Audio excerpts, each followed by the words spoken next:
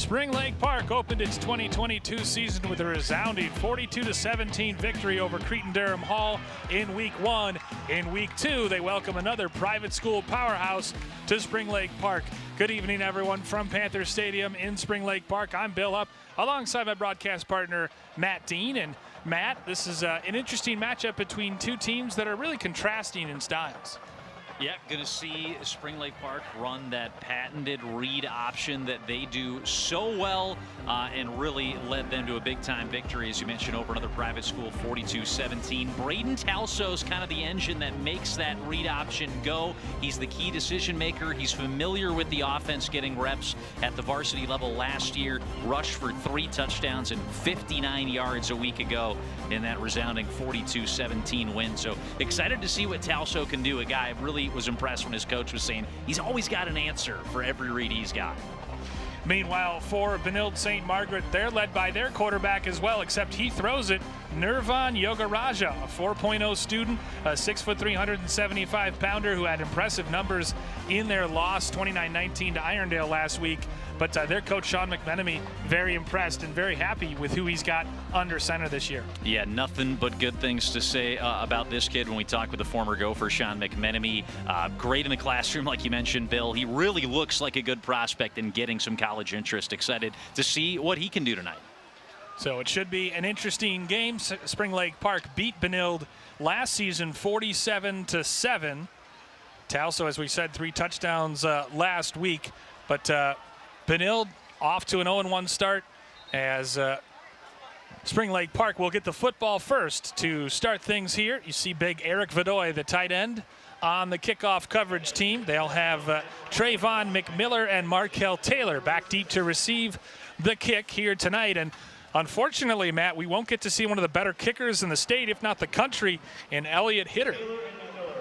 Yeah, he has got a huge leg. I mean, that's a loss to not be able to see him tonight for Benilde, but one of several talented players on both sides getting some interest at the college level that we'll kind of touch on throughout the night. So should be a good one here at a Class 5A. Great facility here, taking in my first game at Spring Lake Park here in the football field. So looking forward to it. Hitter, also one of the best receivers for the Red Knights, and he was undercut late in the loss to Irondale last week and injured. But he's a punter who was visiting K-State, among other groups, among other schools around the country. So Elliot Hitter, one of the multi-talented athletes for the Red Knights. And they're also missing guys like Xavier Lumpkin, son of Sean, who missed the first couple games, the talented junior wide receiver, another Division I prospect who will be back next week. So it'll be D. Mayaka, sophomore defensive back, to tee it up here at the 40-yard line. Panthers will be moving left to right on your screens, wearing the familiar blue uniforms with silver lettering and numerals, white helmets with the blue stripe down the middle. Meanwhile, Benilde in the all-white with the red lettering and numerals and the red stripe down the center of those white helmets. Mayaka hits a low squib kick.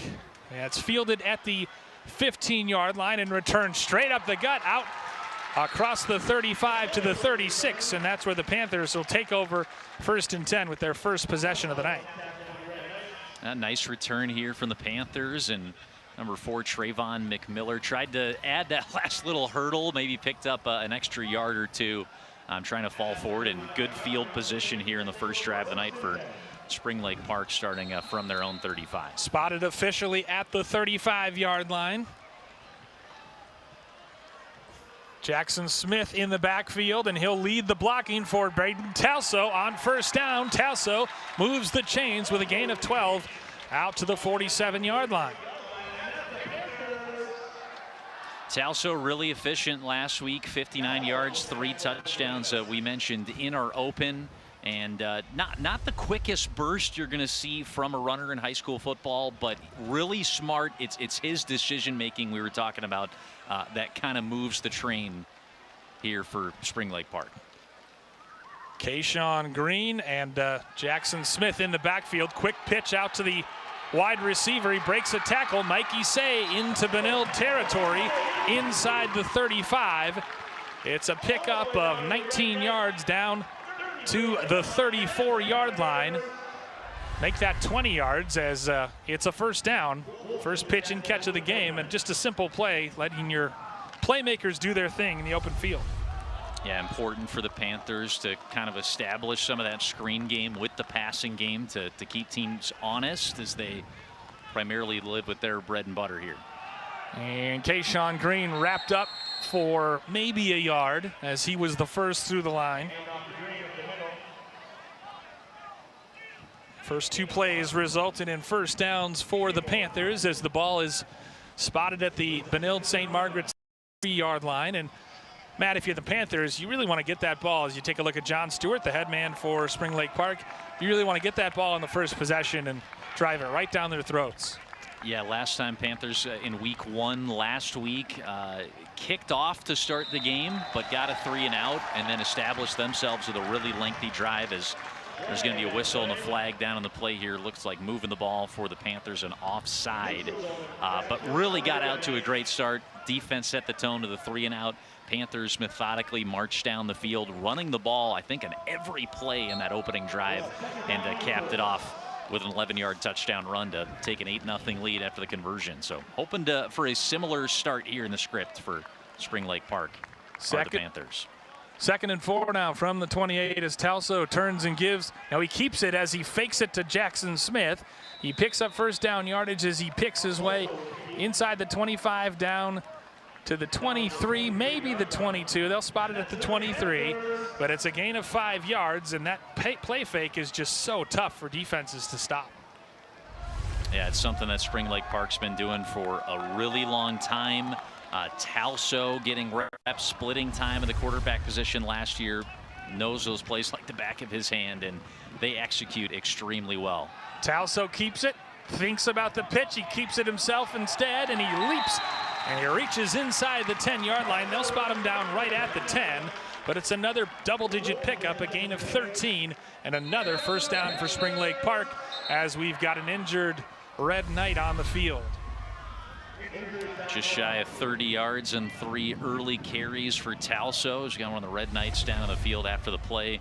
Like we mentioned, looks like number 10, Nick Kalb, plays some running back and linebacker, the senior. A little shaken up here for Benilde. And that's a big loss for the Red Knights. He had 10 tackles last week in the loss to Irondale.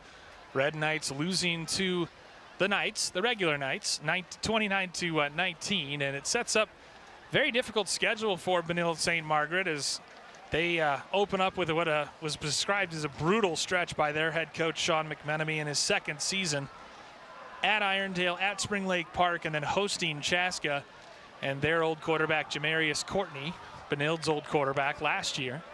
But they go on to play Holy Angels, Hill Murray, Orono, Robbinsdale, Cooper. It's a gauntlet for the Red Knights this year. But Coach McMenemy confident and feeling good about the talent he has in his program. Freshmen and sophomores as good as he's ever had, he says. Yeah, important for the Red Knights to show some of those results on the field. 2-8 last year. They got out to an 0-6 start, remember, basically playing this same schedule. Give up the gut, and it's a rush by Burrow down, and he loses his helmet, so forced carry for him.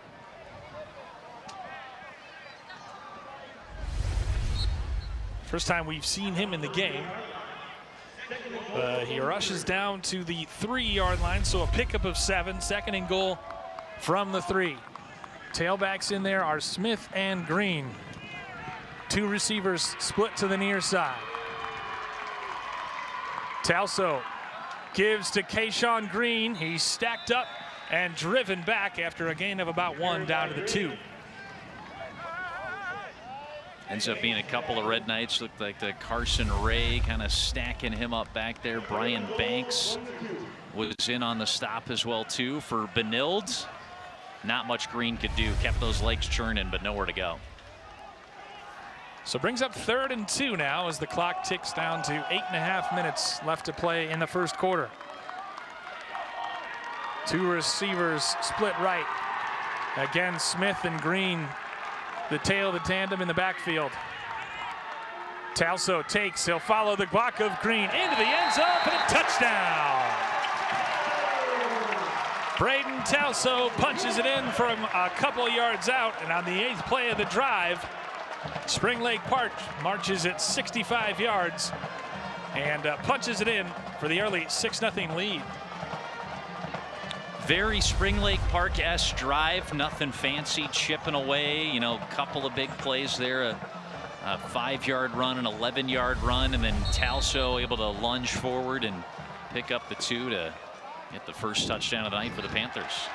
Kick is on the way and good for Spring Lake Park. So an impressive drive early. First look you've had of the season, Matt, live at the Panthers. What did you think of them offensively?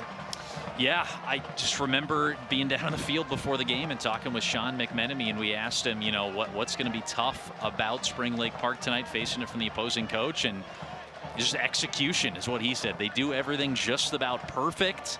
I'm sure if we talked to John Stewart after the game, he'd have a few notes here and there, but really solid execution, really clean reads, and just running that read option to perfection.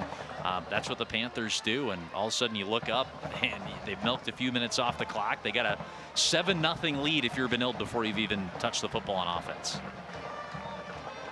John Gettle and Khalif Brown, the deep men for Benilde, standing back at their own 8-yard line, as that drive was 8 plays, 65 yards in 3 minutes and 34 seconds.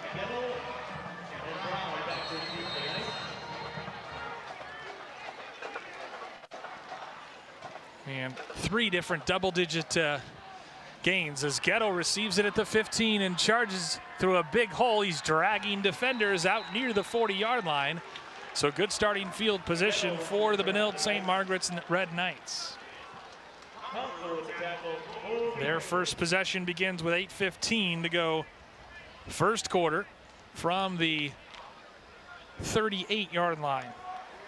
Yeah, looking for a big response here. As we mentioned in the intro, Bill, contrast to styles. We're going to see this constantly throughout the night. The spread offense look, trips right, twins left here, and let the talents of their young junior quarterback be on display. Yogaraja throws a little bubble screen. It's nearly intercepted. Out there defending was Markel Taylor as they were looking to hit Khalif Brown, who had 6 catches for 78 yards last week against Irondale, one of the talented sophomores who's getting some minutes.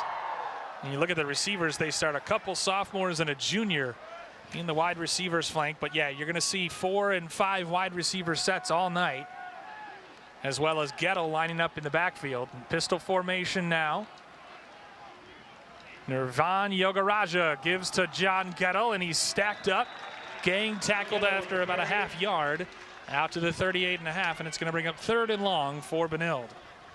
Yeah, you get what the Red Knights are doing here, Bill. They want to establish the run early, but playing that risk that now you picked up a yard and you got a 3rd and long situation here. Officially a gain of 1, brings up 3rd and 9 now.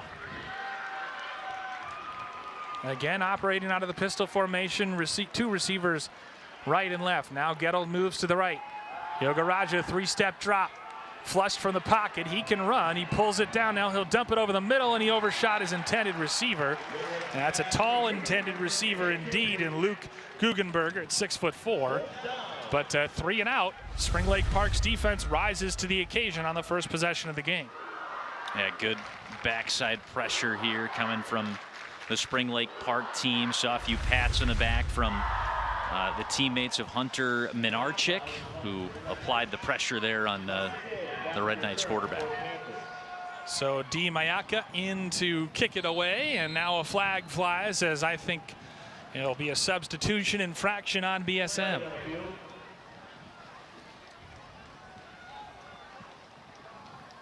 Two penalties for 10 yards now on Benilde, and you don't want to give Spring Lake Park any shorter of a field than you have to. Panther offense is brimming with confidence right now, putting up 42 against CDH last week and already 7 on the board tonight. 7:30 to go first quarter, 7-0 our score. Panthers drove 65 yards in the first drive of the game and now getting the football to start the second. That's a low line drive punt, bounding. nearly over the head. It's finally grabbed and spinning away from pressure, Teddy Wackman, and Wackman will be driven out of bounds. And actually, that's Mikey Say, I should say. He's knocked out of bounds at the 30-yard line, and that's where the Panthers will start 1st and 10 with their second drive. Yeah, that was almost disastrous, and Mikey Say kind of patting his chest saying, my bad. Gets a little bit too overambitious, trying to leap up and bat that ball down to catch it. Should have just let it sail over his head. Yeah, Panthers probably in tough field position, but ends up working out. They get this drive started here from the 30 now for Spring Lake Park. One receiver right, one receiver left. Send Vidoy over to the left side of the line. Turn and give up the gut to Jackson Smith, the other co-captain for this Panthers team, and he's out to the 35 for a pickup of 5 on 1st down. Haven't seen Grant Ricker tonight, but we expect to see him get featured as well. And actually, I'm not sure we will see him featured because it looks like he's standing on the sideline with a knee brace on. So no Grant Ricker tonight. 16 has the give to Jackson Smith, who will carry the load, I'm sure, with Kayshawn Green. And Smith picks up another 7 to move the chains out to the 42-yard line. Yeah, really nice run here from Smith. A couple of the defensive players for Benilde kind of picked him up in that second level as we take a look over on that Panther sideline with the injured running back that we had mentioned. But there are plenty of really good shoes to fill in behind him, and we saw that nice shifty run from Smith, who is going to be the bell cow tonight, you'd think. Kayshawn Green gets it, and he is stacked up, plows ahead for 2.5. Almost 3 out to the 45. As the clock continues to tick down nearly midway through this first quarter. Give him 3 on that rush.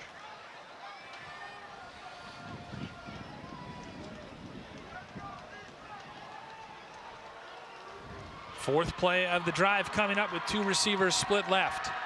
Tauso under center. Gives up the gut, and it's a big run across midfield down to the 47-yard line. So another gain of 8. Yep, another really nice run here. You force that decision from the defensive end to try to make them commit, and then you either pitch it off or take it yourself if you're the QB, Braden Tauso, and that time sticking into the gut. Looked like the second carry of the night for number 10, Burren. Yeah, Burren's getting some opportunity, and it's tipped and nearly intercepted by Mayaka. He couldn't haul it in. First incompletion of the night. So yeah, first time we've seen Matthew Burren in this season, as Tauso looking for, I believe, Conkler out there, but it was tipped and deflected away. Nice defensive play.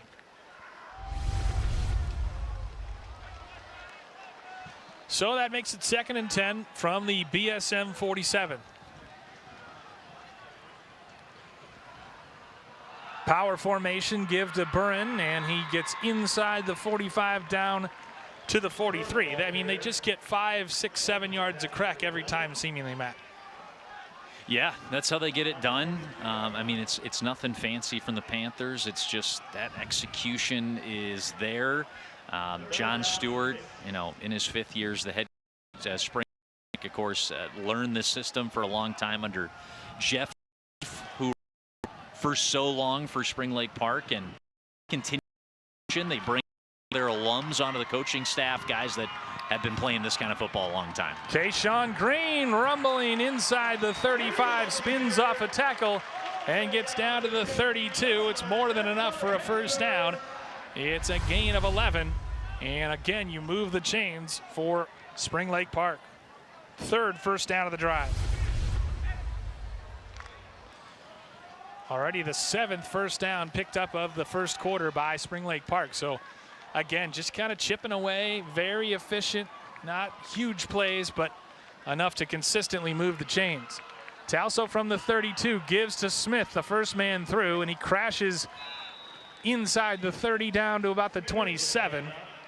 Another solid pickup of 5 yards on first down. Yeah, I think we've seen, Bill, one play where Benilde has kind of outright just blown up the play in the backfield.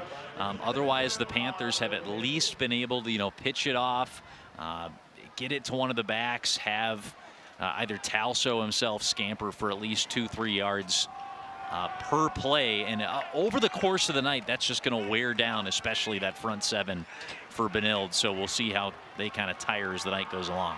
It's just so methodical. Now it's Burren and Smith in the backfield behind Tauso. He takes, and he keeps it himself after faking, and he breaks a couple tackles, and he's ankle tackled at the 20-yard line.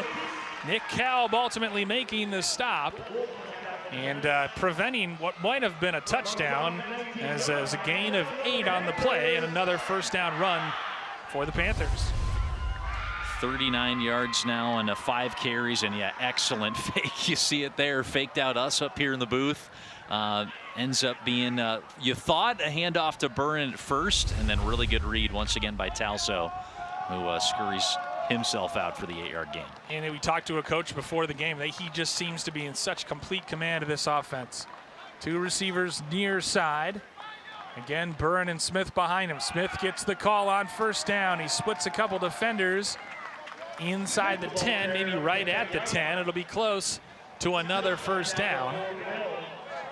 I've not seen an indication yet, but it's right at the sticks.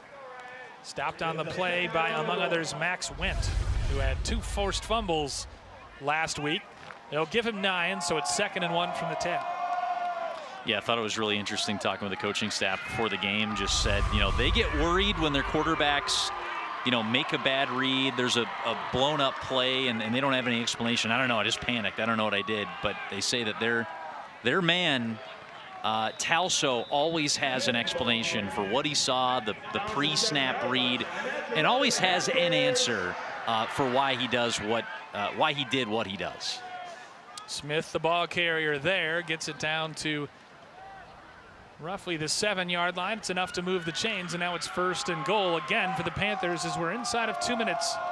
John Stewart, you see there in his 5th season, 2 state tournament appearances. He has kept the tradition going here at Spring Lake Park.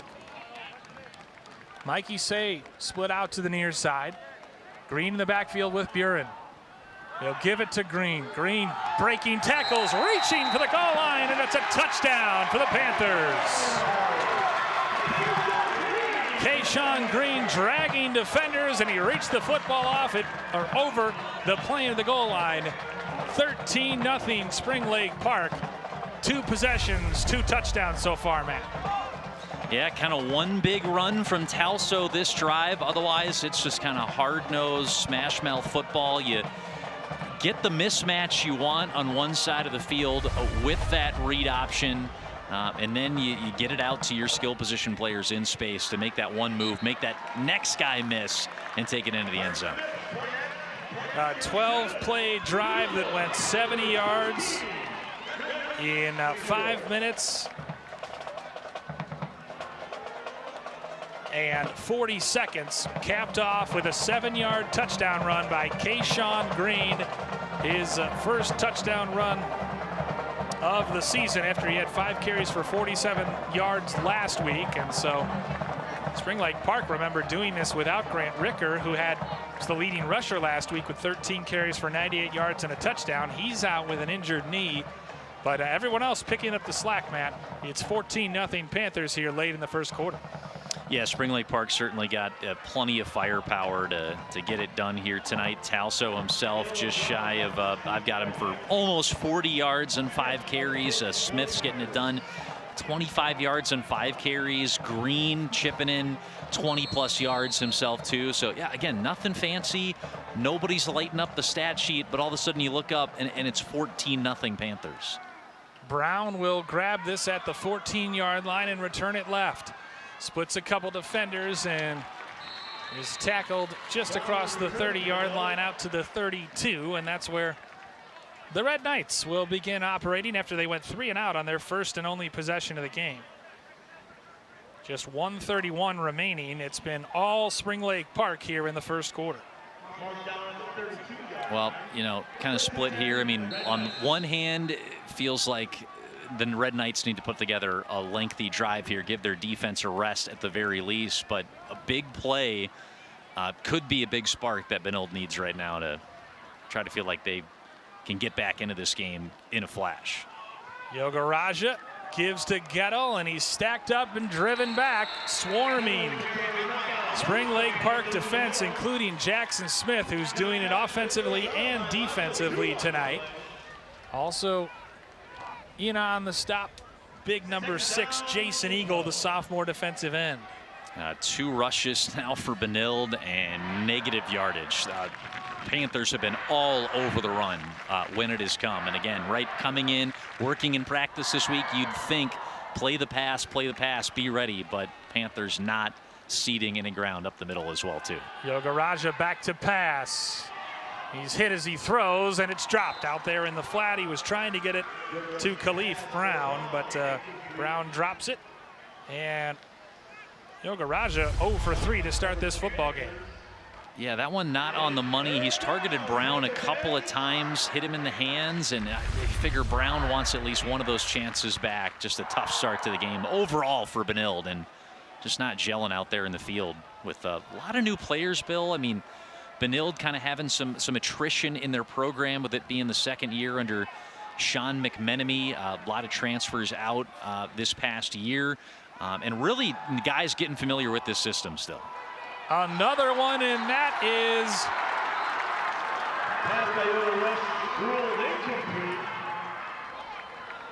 I did not see a signal, but I believe it's going to be a punt. I think they said he was out of bounds. Ooh, I don't know. I thought nearly intercepted by Savion Taylor as he dove and he was juggling it. That was awfully close. Instead, Mikey Say retreats back to his own 38-yard line. I don't know. Are we doing the NFL? You have to complete the motion of the catch to the ground. Maybe under those rules, it's not. That's down, but I think that's a clean pick. 2 spectacular athletic effort by Taylor, but it's 2 straight now for Benilde, and they have to punt. As Mayaka gets off another low liner, and Say driven back to his own 31. Makes the catch, stiff arms a man, lowers his head, and he's driven down shy of the 40-yard line to the 39. So Spring Lake Park takes over again with 32.9 seconds to go in the first quarter as we take another look at this near interception by Savion Taylor. Again, a pass high and off of a Benilde receiver's hands. Yeah, great play. I think Savion Taylor the ref was should right have the there. INT. Oh, that would have been spectacular. Taylor with 7 tackles and an interception in last week's game. And so now, third drive starts on the 39-yard line. Best starting field position of the game for the Panthers. 2 3-and-outs forced by their defense, so couldn't ask anything more defensively as Green plows forward for another 5. Yeah, just another easy 5 yards for this Spring Lake Park offense. We've been saying that a lot here tonight. I think they're going to give him 4 technically on that one, but another just solid run by Green. It's winning football. It's nothing flashy, but this is what the Panthers do. Should be the last play of the quarter if they even decide to get it off. And they will. Tauso back to pass. He'll pull it down and run, and he gets hit and driven down. Maybe a yard out to the 44-yard line as time has expired here in the first quarter. It was a first quarter dominated by Spring Lake Park. Defensively, they allow no first downs, and their offense, 2 long sustained touchdown drives. 14-0 our score after 1 here on North Metro TV.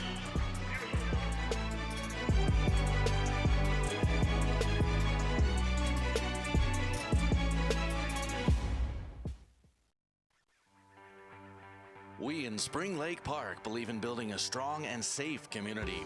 Our city moves onward and upward while holding on to our traditions and roots. We maintain a small town feel even though we are nestled next to the big city.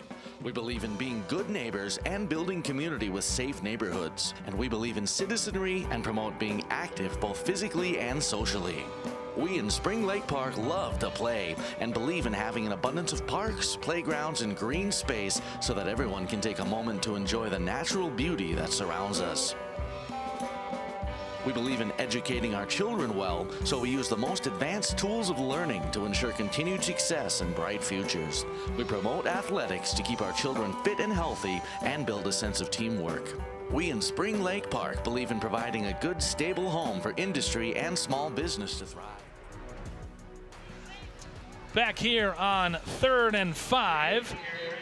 And for the first time, Panthers have a decision to make as there is a flag on the far side, a false start. Imagine Benilde will, we'll see if they turn down this penalty. It's kind of chaotic coming out of the first quarter break. Be the first penalty of the game on Spring Lake Park if it stands. Just underway, second quarter. Panthers dominate, and it is indeed false start on the Panthers. And they are going to accept it, so they'll march them back to the 39-yard line and make it 3rd and 10.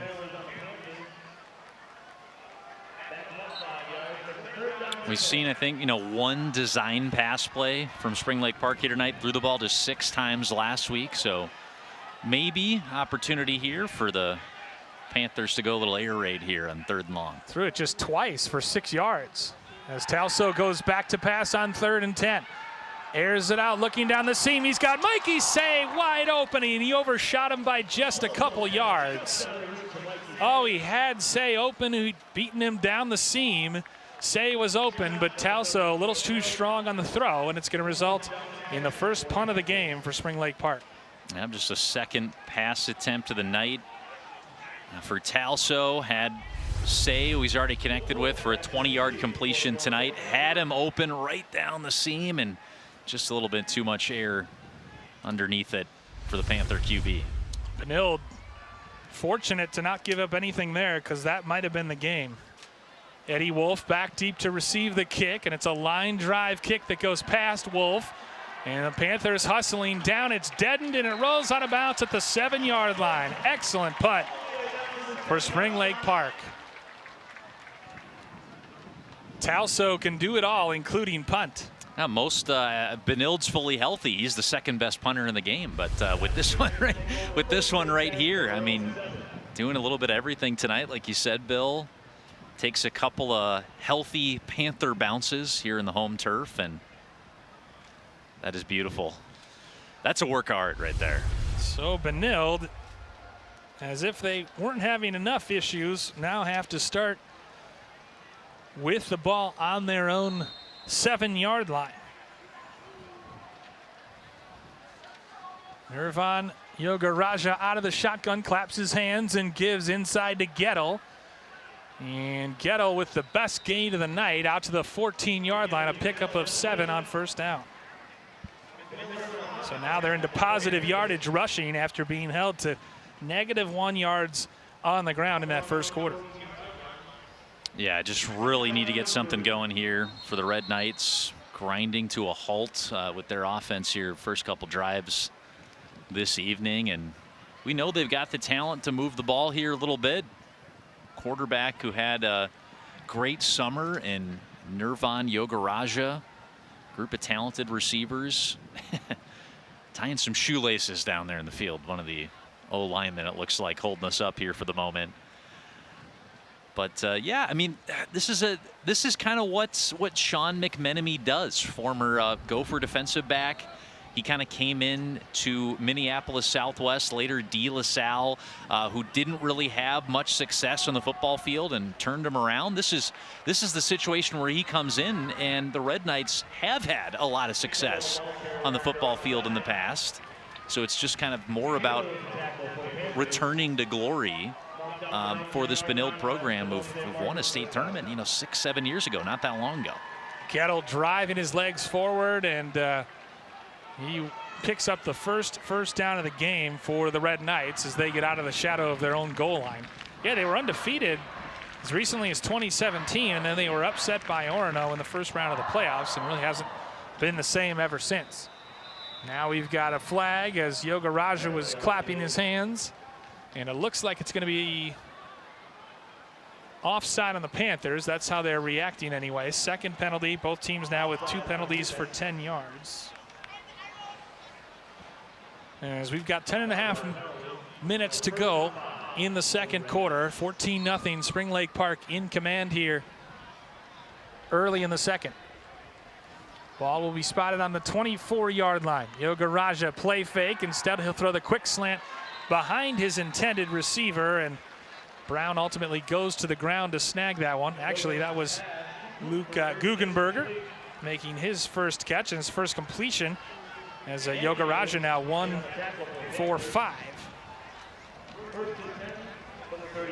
But again, it moves the sticks. Another first down. Yeah, nice pickup there. And for a Red Knights team, we see Sean McMenemy, the head coach there. They love to air it out and do their damage with that spread offense attack. Good to see. Yoga Raja dumps it over the middle, and Khalif Brown drops it again. By my count, his third drop of the night, and he certainly looked up and saw a safety coming for Spring Lake Park. Yep, heard the footsteps. Yeah, tough game for him so far here for Benilde. They need him. This is a talented receiver, and just waiting to see him get the ball in space and start to grind the gears here for the Red Knights. Saw Josh Latch coming over the middle, kind of looked up and took his eye off it. 3 receivers to the right as Gettle moves to the right of Yoga Raja, and he gives it to Gettle, spins through a tackle, and he's got first down yardage out near midfield, out to the 42-yard line, a gain of 12 on second down. Using the pass to set up the run.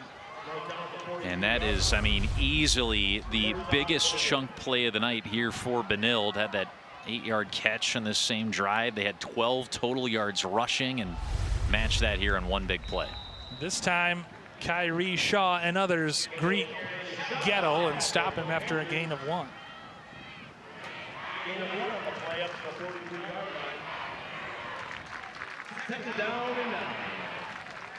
It's been, I guess, more balanced in terms of run and pass than I thought it would be coming in for BSM.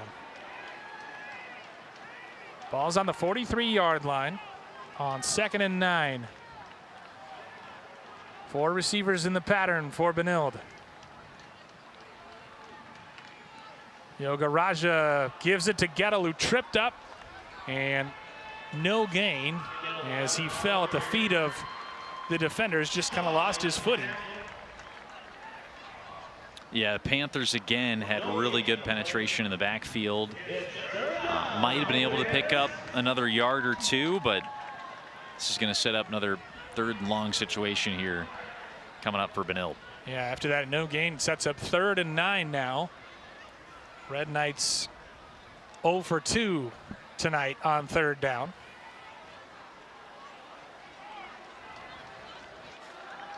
Two receivers right and left. And now I think the Red Knights might have taken a timeout. They did. We'll keep it here, but probably the most promising offensive drive of the night so far for the Red Knights. Yeah, starting to get things going on the ground. We had that 12-yard run from Gettle, who we know is a talented running back for Benilde, and start to establish that a little bit.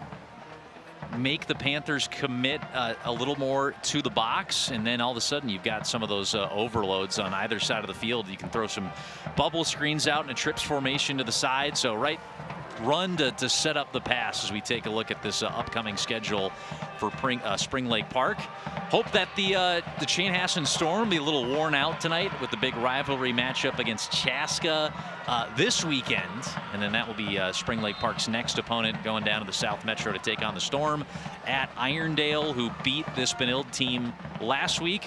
Matamidi and at Robbinsdale Cooper, who sounds like they're going to have a squad this year. Yeah, 3 of the next 4 on the road for the Panthers, and you and I will be on the call on the 30th of September against Matamidi, what should be a fun game between 2 Class 5A powerhouses. Yoga Raja looking right, throwing, it's intercepted! Picked off and returned by Jackson Smith down the near side, and he's flung out of bounds at about the 25-yard line. Jackson Smith coming up with a big interception, and the Spring Lake Park defense rises to the occasion once more. Yeah, absolutely massive. 8 minutes left in the second quarter. I mean, you said it, Bill. There was a chance on that last INT that the Panthers were going to start to put this game away. Not there yet, but now terrific field position. Smith, who's been doing a lot of hard work on the ground on offense, comes up with a big pick defensively as well, too. Spotted officially at the 26 of Benilde with 8:01 to go in the second quarter. Prime field position for the Panthers. Tauso takes, gives to Kayshawn Green with a head of steam inside the 20 down to the 19. 7 yards on first down.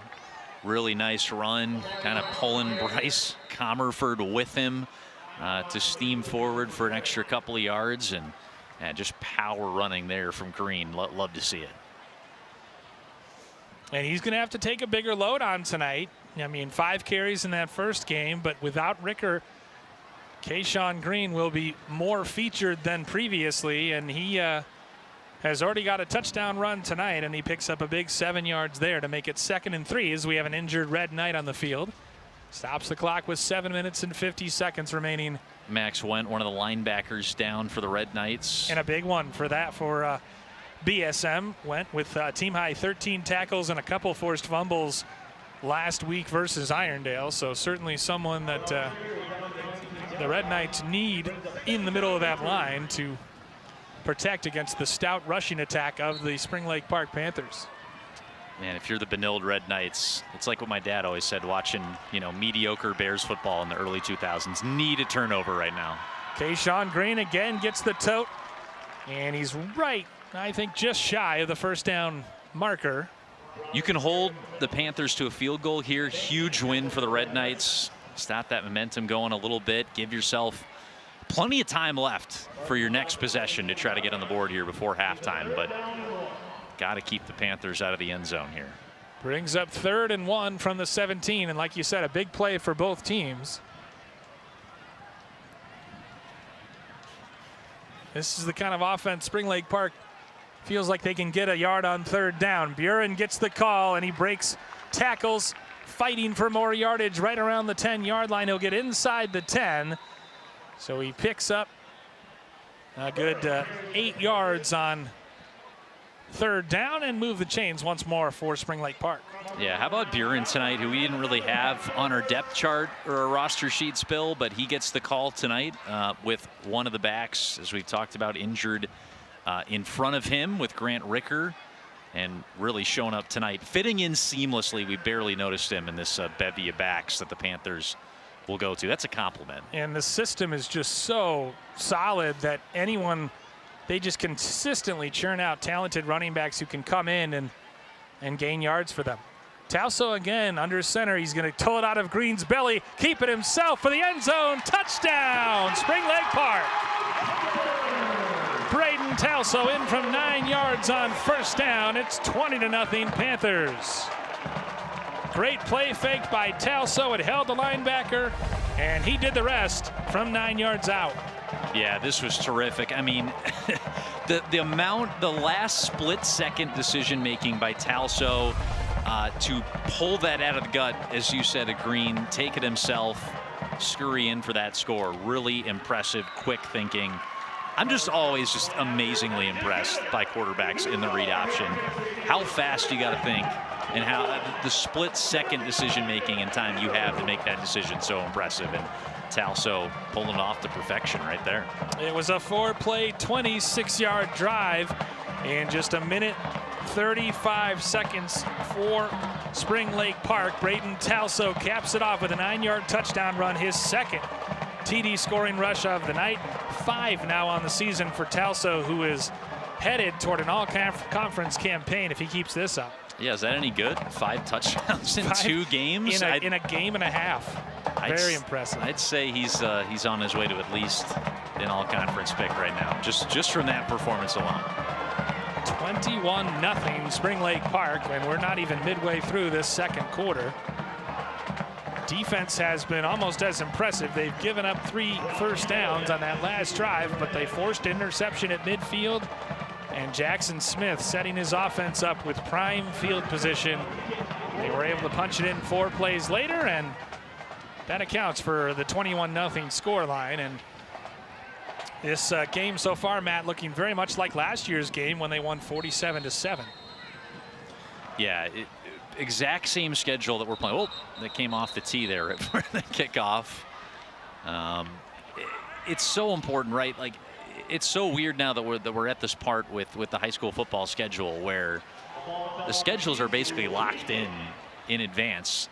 Benilde's playing the same schedule they did last year. They've got a lot of different players. I'm sure they're not maybe thinking about it this way, but you don't want to fall into old habits and start thinking, oh boy, here we go again. Lost 42-7, as you mentioned, last year to Spring Lake Park in the same matchup, but played at Benilde's home field. They got out to an 0-6 start and rebounded to win a couple of games, but I mean, goes without saying, got to get this touchdown here to keep this game competitive going into halftime. Ghetto from his own 6 brings it out 15 yards out to the 21-yard line. Red Knights take over for their 4th possession, 6:20 remaining before half, and it's a critical one, as we said, Matt, because they continue to fall further and further behind on the road here at Spring Lake Park. Yeah, tough road environment to play in, but a team, as we talked about, set up to move the ball down the field in a hurry, and don't even really need to do so. Just need to get a couple of first downs under your belt. They've got plenty of time here to get on the board before halftime. Ghetto on first down, dragging defenders a couple yards out to the 23. And this pass defense for Spring Lake Park, pretty impressive as well. They had an interception TD last week, 2 picks. This week they've got another, so already 3 interceptions on the young season. Benilde moving quickly now, 2nd and 7 after that 3-yard gain. Changing the play at the line. Yogaraja looking left, throwing the slant. It's caught shy of the 30. Caught by Klaas. Shy of the sticks out to the 29, so a pickup of 5 on that pass. Yeah, these are some of the plays you're just going to give up if you're Spring Lake Park. Ghetto gets enough for the first down yardage, but a flag comes flying in normally where they call holding, so this could be coming back. And indeed, the initial indication is holding. Spot foul would move it back to about the 20-yard line. Holding on the Red Knights is the call. So that moves it back to the 20, and I'll set up 3rd down at 11. 3rd penalty of the night, 3 for 20 for Benilde. And those are critical penalties when they occur on 3rd down, and now setting you up in 3rd down and long. Yeah, we said that a lot tonight. Long 3rd downs, putting a lot on your junior quarterback, Yogaraja, but needing a big play here. I mean, we're starting to get almost where it feels like 4-down territory. We got to get him close to the sticks here. Yogaraja rolling to his right, throwing. It's caught. Manages to tap his toes down. Does Guggenberger. And he is going to be shy of the first down, however. So it's out at the 23, just a pickup of 3 yards, not nearly enough to move the chain. So Mayaka out to punt it away.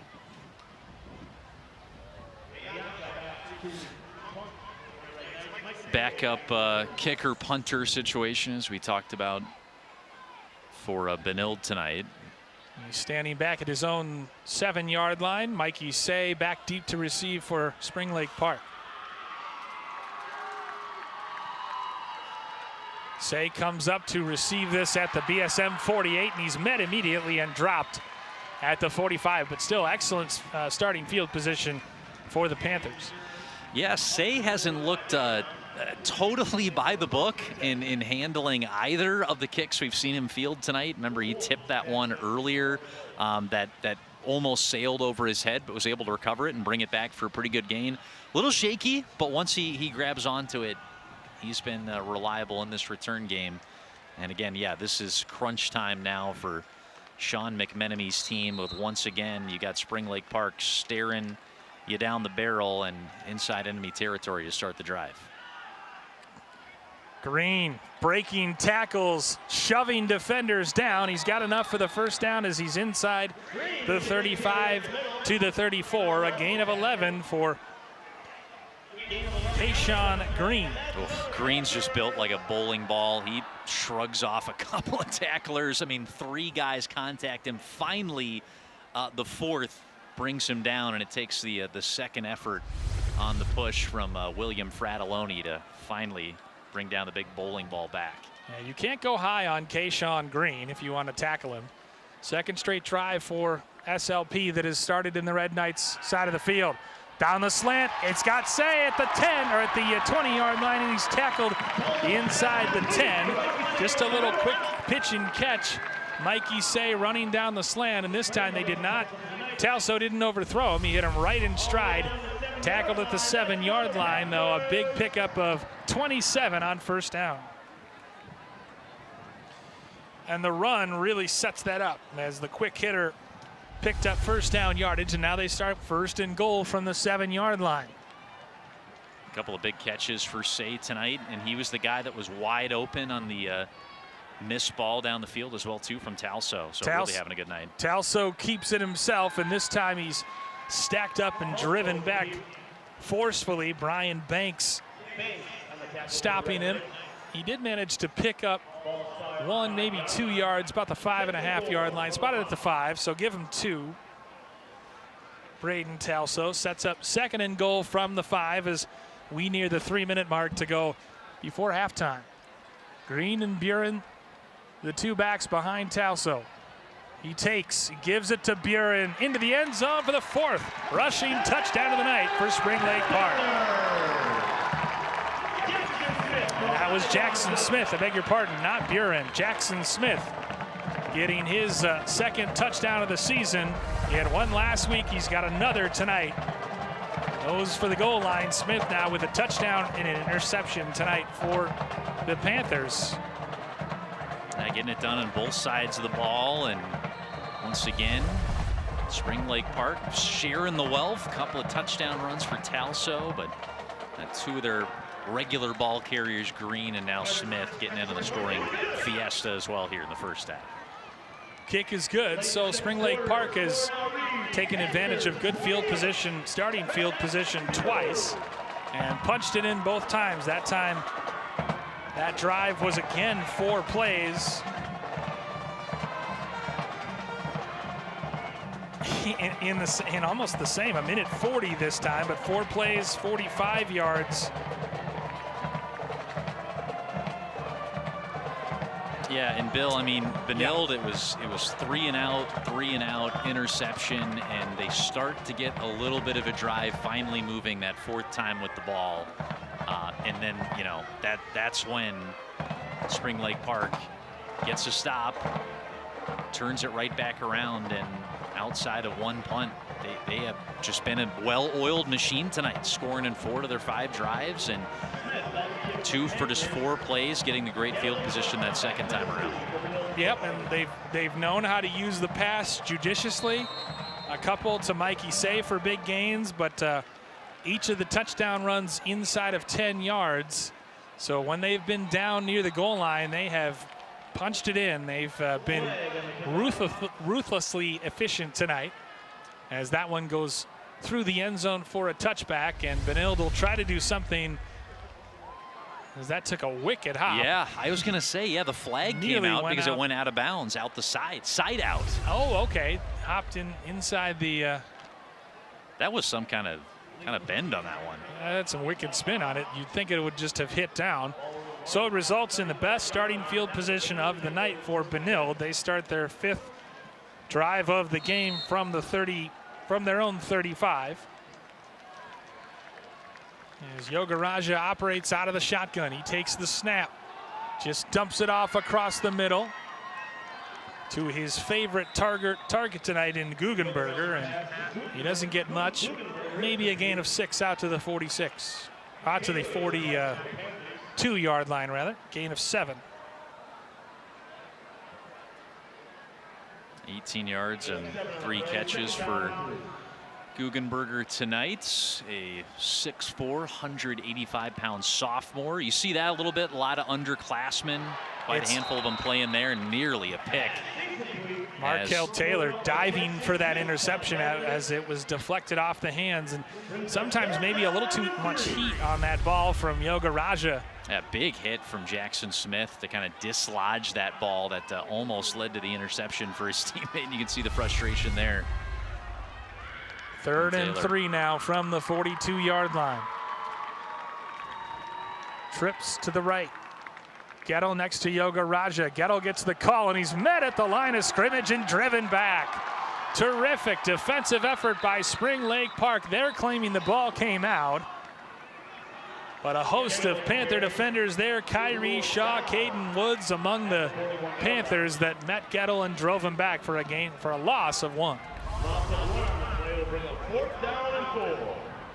4th down and 4 now coming up for Benilde-St. Margaret, and that gang tackle style. Looked like the ball came out after the runner was down. And they're going to punt. So 5 drives in this first half, 4 punts and an interception for the Red Knights as they'll punt it away. Mikey Say awaits this punt, standing back at his own 30-yard line. Clock continuing to roll, down to 1:40 to go in the second quarter.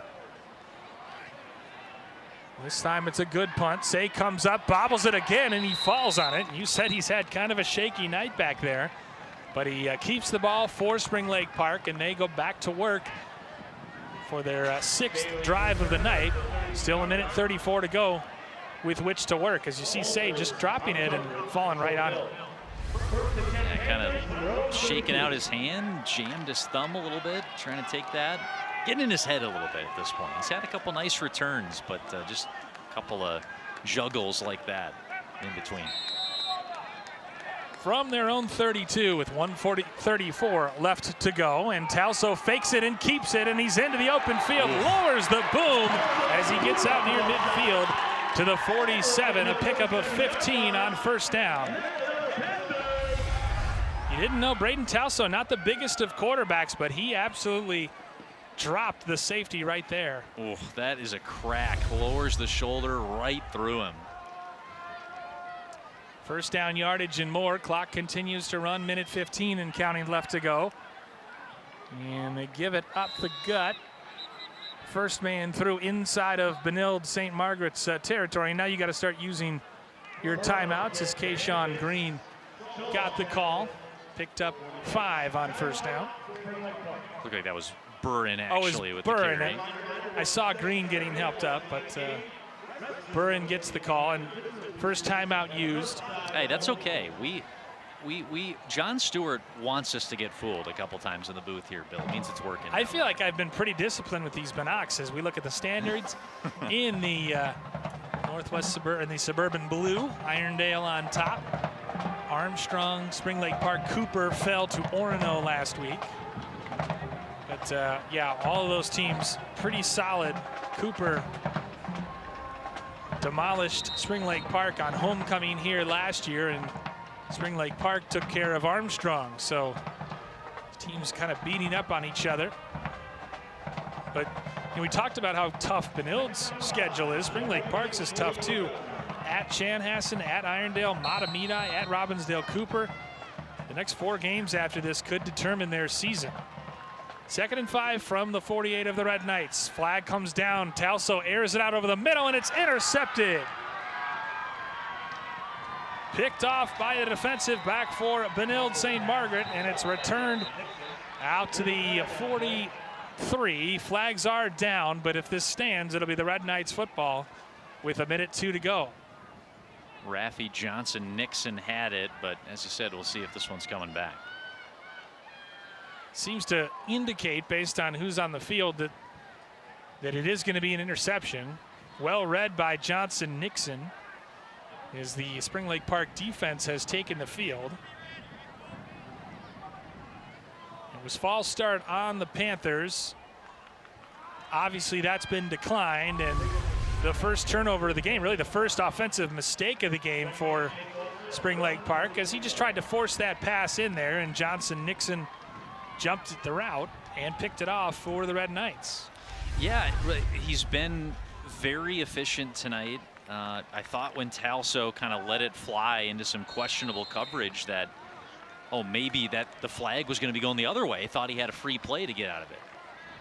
He certainly kind of acted like it. The slant on first down, and it's a big gainer. The best pass play of the night gets it into Panther territory as Yoga Raja finds his favorite target, Luke Guggenberger, for the 4th time tonight. And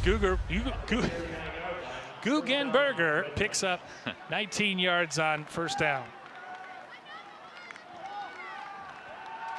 Yoga Raja back to pass. And he dumps it over the middle to Guggenberger, who is stacked up and this time only gets a couple.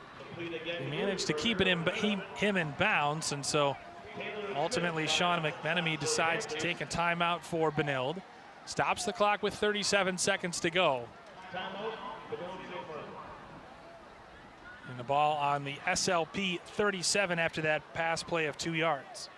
And all of a sudden, starting to get it going here a little bit. I think I've got it as maybe not 4 straight completions, but he's chained a few of them together here, Yoga Raja, in this last sequence. And at worst, you know, getting a little bit of confidence going into the second half. Oh, beautiful shot of that orange moon from our truck crew. Gorgeous harvest moon over the campus of Spring Lake Park High School tonight. Very beautiful. It'll be a bountiful harvest in the Spring Lake Park this year. Your football team keeps playing this way, it will. 2nd and 8 coming up for the Red Knights from the Spring Lake Park 37-yard line with 37 seconds left.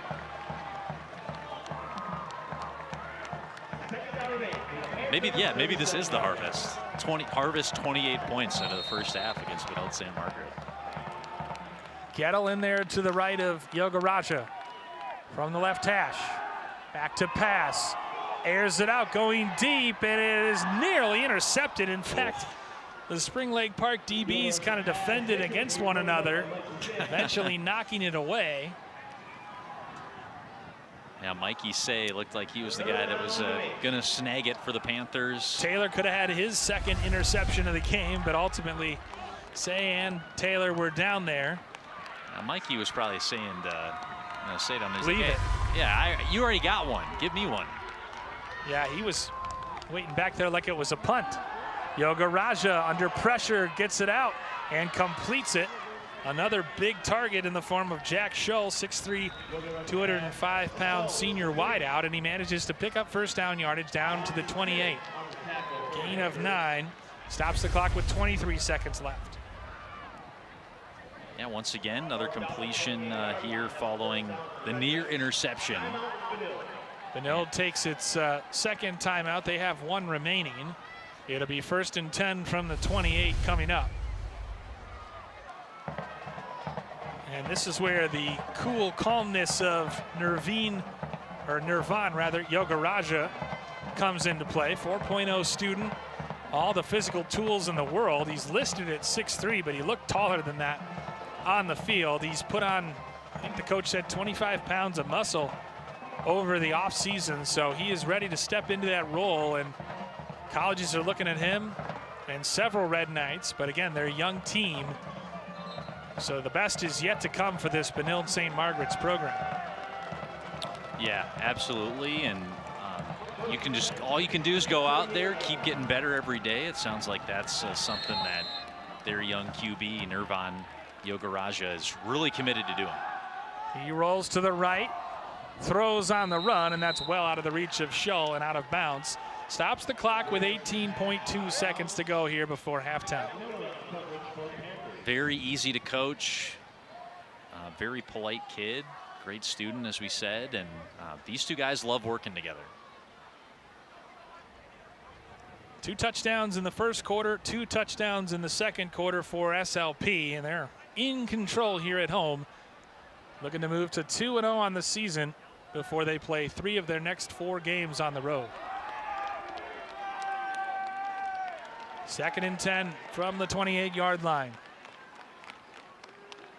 Yoga Raja takes 3-step drop, lines and throws, and it's in and out of the hands of Jackson Smith. He could have had his 2nd pick of the night, and he dropped it. Yeah, really good pass pressure coming once again from this Panther defense. Really tough linebacker up the middle, creating some pressure.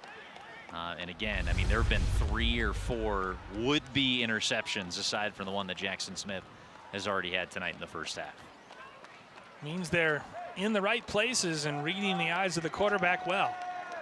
3rd and 10 now from the 28 with 14 seconds remaining. Yoga Raja, quick drop, throws, and it's complete. Knocked out of bounds. Big number 17 for Benilde-St. Margaret's with 9.4 seconds remaining. It picks up enough for a first down. They'll have time for 1, maybe 2 plays. Now, I beg your pardon, they're actually just short. They goes out of bounds at the 20, so make it 4th and 2 after that completion of 8 yards.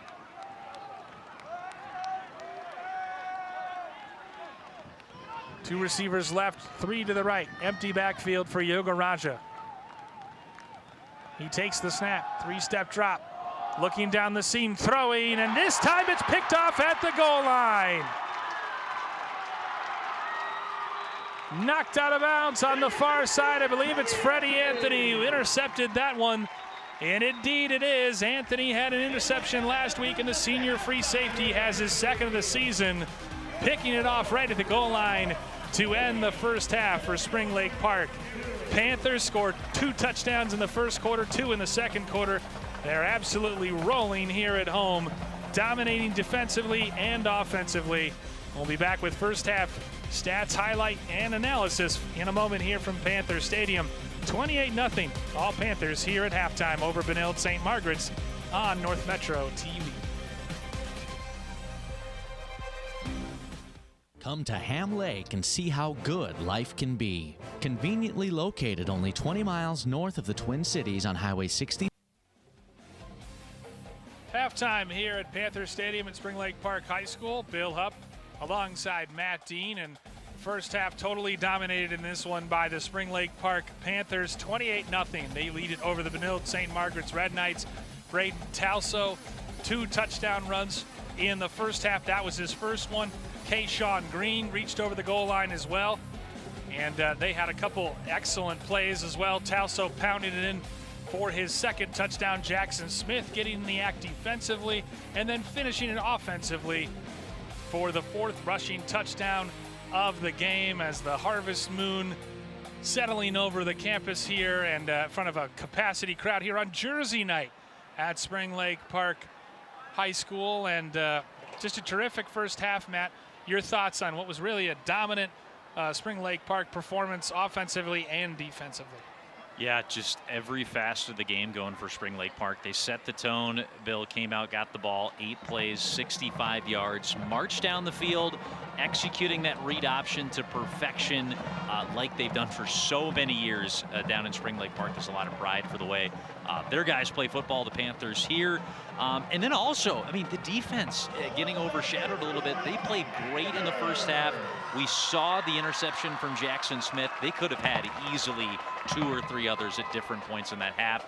Flying to the football, constant pressure, and we saw it in the passing numbers for the young QB, Nirvan Yogaraja, struggling to find his teammates, 8 of 16, and a couple of picks in that half as well too. Had 2 picks, could have had 3 or 4 more.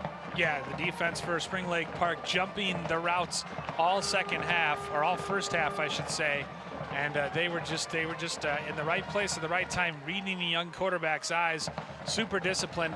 Wouldn't say they got a ton of pressure on them because it was a lot of hot reads and a lot of quick throws, but they were just very active. Jackson Smith had 1, could have had 2. Savion Taylor could have had a spectacular one. We think he might have, but you're absolutely right, Matt. It was a really dominant effort, and you look at the score and you think, wow, this offensive machine continues to roll, and they did, piling up 247 yards, including 181 on the ground in the first half. As you take a look at the young quarterback for Benilde-St. Margaret's, and throws his first 2 interceptions of the season in that first half. And like you said, it could have been more. So hard for John Stewart and the boys to do much better than they did in the first half, but they'll just continue to try to be machine-like in their efficiency. 2 touchdowns in the first quarter 2 in the second quarter. Benilde will get the football to start the second half, but really top to bottom. And this is without Spring Lake Park having one of its leading rushers in Grant Ricker out with a knee injury. But Matt Buren has filled in admirably, and they have just continued to roll. They haven't missed a beat. Yeah, I mean, by my count, we have 4 different ball carriers for Spring Lake Park who have almost 40 yards each. I've got Buren for 29, so almost 30 yards for each of those 4 guys. Green, Smith, Tauso, and right, I mean, they're missing, I guess, kind of their 1B guy, Ricker, who ran for 98 yards and a touchdown last week. We haven't really noticed. There aren't a ton of explosive plays out there. It's just they bleed the clock. They get 5 or 6 yards every play. Everything's moving forward. Everything's falling forward. And then all of a sudden you look up and it's 28-0 at halftime. And that's even without, as we said, the defense who could have come through with 2 or 3 more takeaways in that first half. Yeah, the ironic thing is there's no rushing play that has gone for more than 15 yards. So Benilde has limited the big play on the ground. Ironically, the 2 biggest plays have been through the air, 20 and 27 to Mikey Say. 2 passes for 47 yards in the first half for Braden Tauso, but he's really gotten it done on the ground. But it's just that chipping away, and the Panthers have just ground out the drives. I mean, the first drive was 8 plays. Second drive was 12 plays. That one going 70 yards. And so it's just been methodical, and this is what Spring Lake Park does, and they wear you down with that offense. And so we'll see how well the Red Knights can hold up in the second half, but they face a stiff mountain to climb, tall mountain, in trailing by 4 touchdowns here at the half. Yeah, and you feel for the Red Knight defense too, who, I mean, already have played a whole game's worth of football at halftime with how long they were on the field. This is a Panther team that can really grind you down and wear you out, and even without having fully done so yet here at halftime, they've already got this big 4 touchdown lead to work with. So special teams for Spring Lake Park conversing on the sideline before they kick it away to start us off here in the third quarter on a gorgeous Thursday night here for football. Kind of strange to have 2 straight Thursday night games to open the season. Tad muggy, it's 81 right now and clear. Panthers very efficient right away, as we said, drove down, and first 2 drives of the game punched it in. They went touchdown drive, punt, touchdown, touchdown, interception. So they really started the first and second quarters well. 13 first downs for Spring Lake Park to what we had is just 4 for Benilde in that first half stands out. I mean, any way you slice it, Spring Lake Park had the ball a lot and they scored a lot. Benilde, a lot of 3 and outs. They did not have the ball for very long, and it was a tough go for the Red Knights, nearly turning it over a couple more times than they did in that first half. Total domination statistically and otherwise in that first half. Smith has the ball teed up at the 40-yard line as the second half is underway here from Panther Stadium. Gettle drops the ball at his own 5-yard line, picks it up at the 4. He's tripped up. He manages to get it out to the 15, but obviously not ideal starting field position for the Red Knights. Yeah, haven't seen a whole lot of clean catches in the return game from either team tonight. That's a teams have not been special tonight. It's a Harvest Moon thing, I think. We'll see how rattled the quarterback is, or if Yoga Radha has settled in. Nirvan Yoga Raja, 15 of 33 for 221 on a couple scores last week against Irondale. He takes the snap and looks right, throws, and again it's through the hands of an SLP defender. Jackson Smith just continues to be everywhere, getting his hands on the football for the Panthers. Yeah, he's got some nose for the football and nose for the end zone too. We noted came up with that big takeaway for the Panthers in the first half, and then on that very next drive rushed it in for the 5-yard touchdown score as well. 2 receivers right and left for Benilde out of the pistol formation. Now Gettle will move to the left and take the handoff, and he's met at the line of scrimmage and dragged down. Kyrie Shaw in there on the stop, leading a host of Panthers who swarm to the football. And they really are making life difficult on the ground for Joe Gettle and the Benilde's run game. Yeah, just 9 carries and only 27 yards to show for it. He'll stay at that mark after no gain on that rush for Gettle here in his first carry of the second half. And once again, 3rd down and long, 3rd and 10 here coming up for the Red Knights. Remember, Benilde was held without a first down in that first quarter. 2 3-and-outs to start the game. Trying to avoid one here. 3-step drop. Looking over the middle, and again, it's too tall. He was trying to hit Khalif Brown, but Brown has had a tough night. I'm not sure anything he could do on that one, but it's another 3-and-out forced by the Panthers defense. That was almost Josh Latch picking it off. Watching a little bit of tape on the Panthers coming into the game, really smart linebacker. He does not get caught flat-footed a lot. When he's reading it in front of him, you know, it's going to be a run, it's going to be a pass. He's either dropping back to help in coverage, or he's one of the first guys to the football. Right there, he was dropping back and almost coming away with another near interception for the Panthers. We've had a lot of those tonight. And they really had Brown bracketed up as Mayaka gets the punt away. It'll bound at the 36 and roll. Say won't grab it. It'll be downed at the 45. So for the 3rd time tonight, Spring Lake Park starts in Benilde-St. Margaret's territory. Yep, 3-and-out and no yardage on the play as well, too, for this Benilde team who were really bottled up. Had them for just over 50 yards passing in the first half, 27 on the ground. Gettle had all the carries, so not much going for Benilde here tonight. So the Panther offense goes to work from the Red Knights' 45-yard line. 2 receivers to the right. Tauso fakes, keeps it. Not much there as Will Seymour leads the charge. Banks in there as well after Tauso picks up 2. That really good first half for Tauso. See the numbers right there, averaging 6-7 a carry. He's got 5 touchdowns now in the season with the 2 in the first half, and very efficient stat lines both weeks. He's not rushing for a ton of yards, but making that read when he's got the lane, he can take it in for the 6 or 7 needed for the Panthers when they need it. Bobbles the snap. He follows his defenders and he drags Seymour for first down yardage.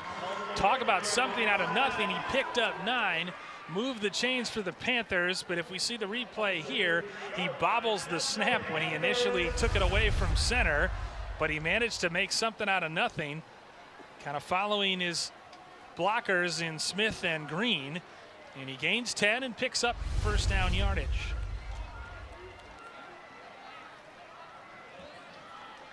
So now it's 1st and 10 from the 33 of Benilde. Again, Tauso this time gives to Jackson Smith, who's flung down inside the 25 at the 24. William Fratelloni making the stop for the Red Knights. Yeah, and again, we said it. I mean, no plays in terms of the ground game for more than 20 yards in that first half. Again, it's just a little 9-yard pickup there for Smith, who has just shy of 40 now in the evening. So just continuing to ring that bell, pick up the 6, 7, that time 9, and keep moving the ball down the field here for Spring Lake Park. Smith and Green behind Tauso, give to Green. He sheds a couple blockers. Again, dragging 2 and 3 defenders inside the red zone down to the 16. Slater Crandall and Max Wendt in on the stop for Benilde. It's another pickup of 8 and another first down for the Panthers. We had Green for 9 carries, 45 yards in the first half. He had that highlight reel run when he shed off 3 tacklers before he was finally brought down. Really tough runner who gives you another change of speed and a little extra velo when they hand it off to Green. Tauso fakes, keeps it himself, faked it to Buren, kept it himself, gets down to call it the 12, so kind of falls forward for 4 as we're inside of 8.5 minutes to go here in the third. Tauso had a good week last week. I mean, we mentioned the performance that he had against Cretin-Durham Hall, 59 yards and 3 touchdowns. I mean, he basically matched that in the first half, coming a touchdown shy, but equalizing that rushing yardage from what was a big win for the Panthers over Cretin-Durham Hall. Freddie Anthony totes the rock for the first time tonight, and he's down near first down yardage, might be a half-yard short. Spot him down at the 7-yard line of Benilde. So many weapons can carry the ball for this Spring Lake Park team, as they'll give him 5 inside the 10 once again. 3rd and 1 coming up. Anthony remains in the game. Anthony trying to join the touchdown and interception club with Jackson Smith tonight. Tauso takes. He'll give it to Anthony up the gut to the goal line. And it looks like he's going to be down at the 2. But it's enough for another first down for the Panthers. Another first down already in this drive. You can see about 1.5 yards short coming up there, so spotted on the 2.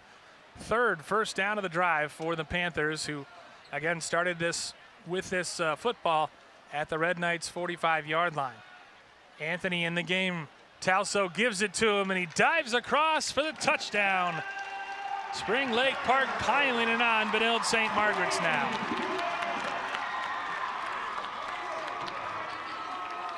Freddie Anthony plunges in from 2 yards out. The 5th rushing touchdown of the game for Spring Lake Park. Yep, just another SLP typical drive here.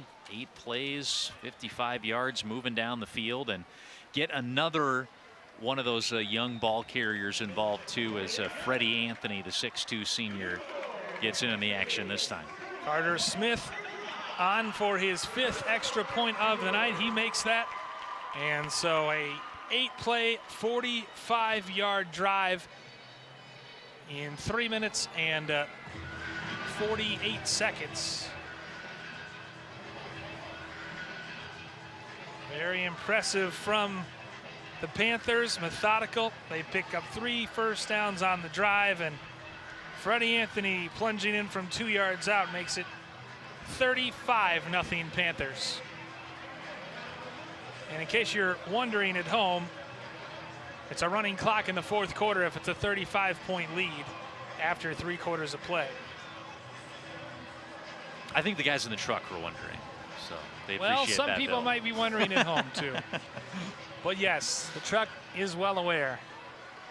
Smith has it teed up at the 40-yard line. Again, it's Gettle and Brown back deep to receive for the Red Knights. 7:06 left in the 3rd. Gettle back to his own 4. And he's met and brought down at the 17.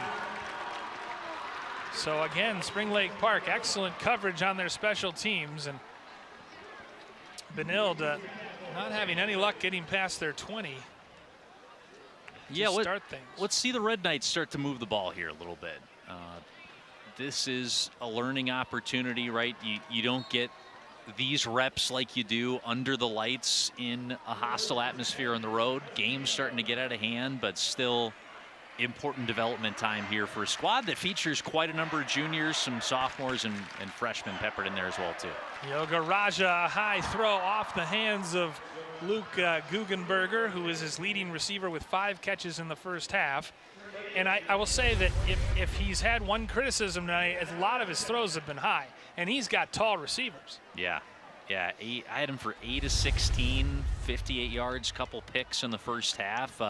Did have some drops by his receivers, but he was not pinpoint by any means. And, you know, we've heard some of the buzz surrounding this young kid, Nirvan Yogaraja, and yeah, he'll tighten up the screws. He'll get better, and this is a year where Benilde can watch him grow as the season goes along. Kettle on the carry, met and driven back by Josh Latch, among others. They'll maybe give him a half yard or a yard. Kyrie Shaw in on the stop as well. Call it a yard out to the 18. He is averaging less than 3 yards per carry, Gettle, so absolutely no give on that defensive line from Spring Lake Park. Terrific penetration by the likes of Jason Eagle and Kyrie Shaw, the linebackers like Latch and Markel Taylor flowing up. It's a very fast defense. Yoga Raja looking left, and it's intercepted. A spectacular leaping pick made by Kyrie Shaw. The Red Knights have been playing with fire all night long. We said it, 2 first-half interceptions. There could have been 3 or 4 more, and then Shaw comes up with a cookie. He's got to go up to get this one. That throw again high from Yoga Raja, but not high enough this time for Kyrie Shaw to elevate for the takeaway. He couldn't make it a pick 6, but he does give his offense a golden scoring opportunity. He sets the Panthers up at the 8-yard line. What a play by Kyrie Shaw. Leaping interception made. He was brought down at the Benilde 8-yard line. That's where the offense takes over 1st and 10. Buren and Green in the backfield. Take, Tauso keeps it, lowers his shoulder, reaching for the goal line. Touchdown! Braden Tauso breaks the plane for his 3rd rushing touchdown of the game. The route is officially on here, 41-0 Spring Lake Park. You start the drive on the 8-yard line, and Tauso blasting through a couple of tacklers, getting wrapped up there as he plunged to the end zone by Seymour. And again, it's Tauso. 3 touchdowns last week on the ground, 3 more this week, and his head coach loving it over there in the sideline, John Stewart. Smith tacks on the extra point. We're not quite halfway through the 3rd quarter, and it's 42-0 Panthers all over the Red Knights here at home tonight. How fast and active and athletic has that Spring Lake Park defense looked? Yeah, I mean, they're all over everything. They haven't, completely dropped, 6-7 guys into coverage every play.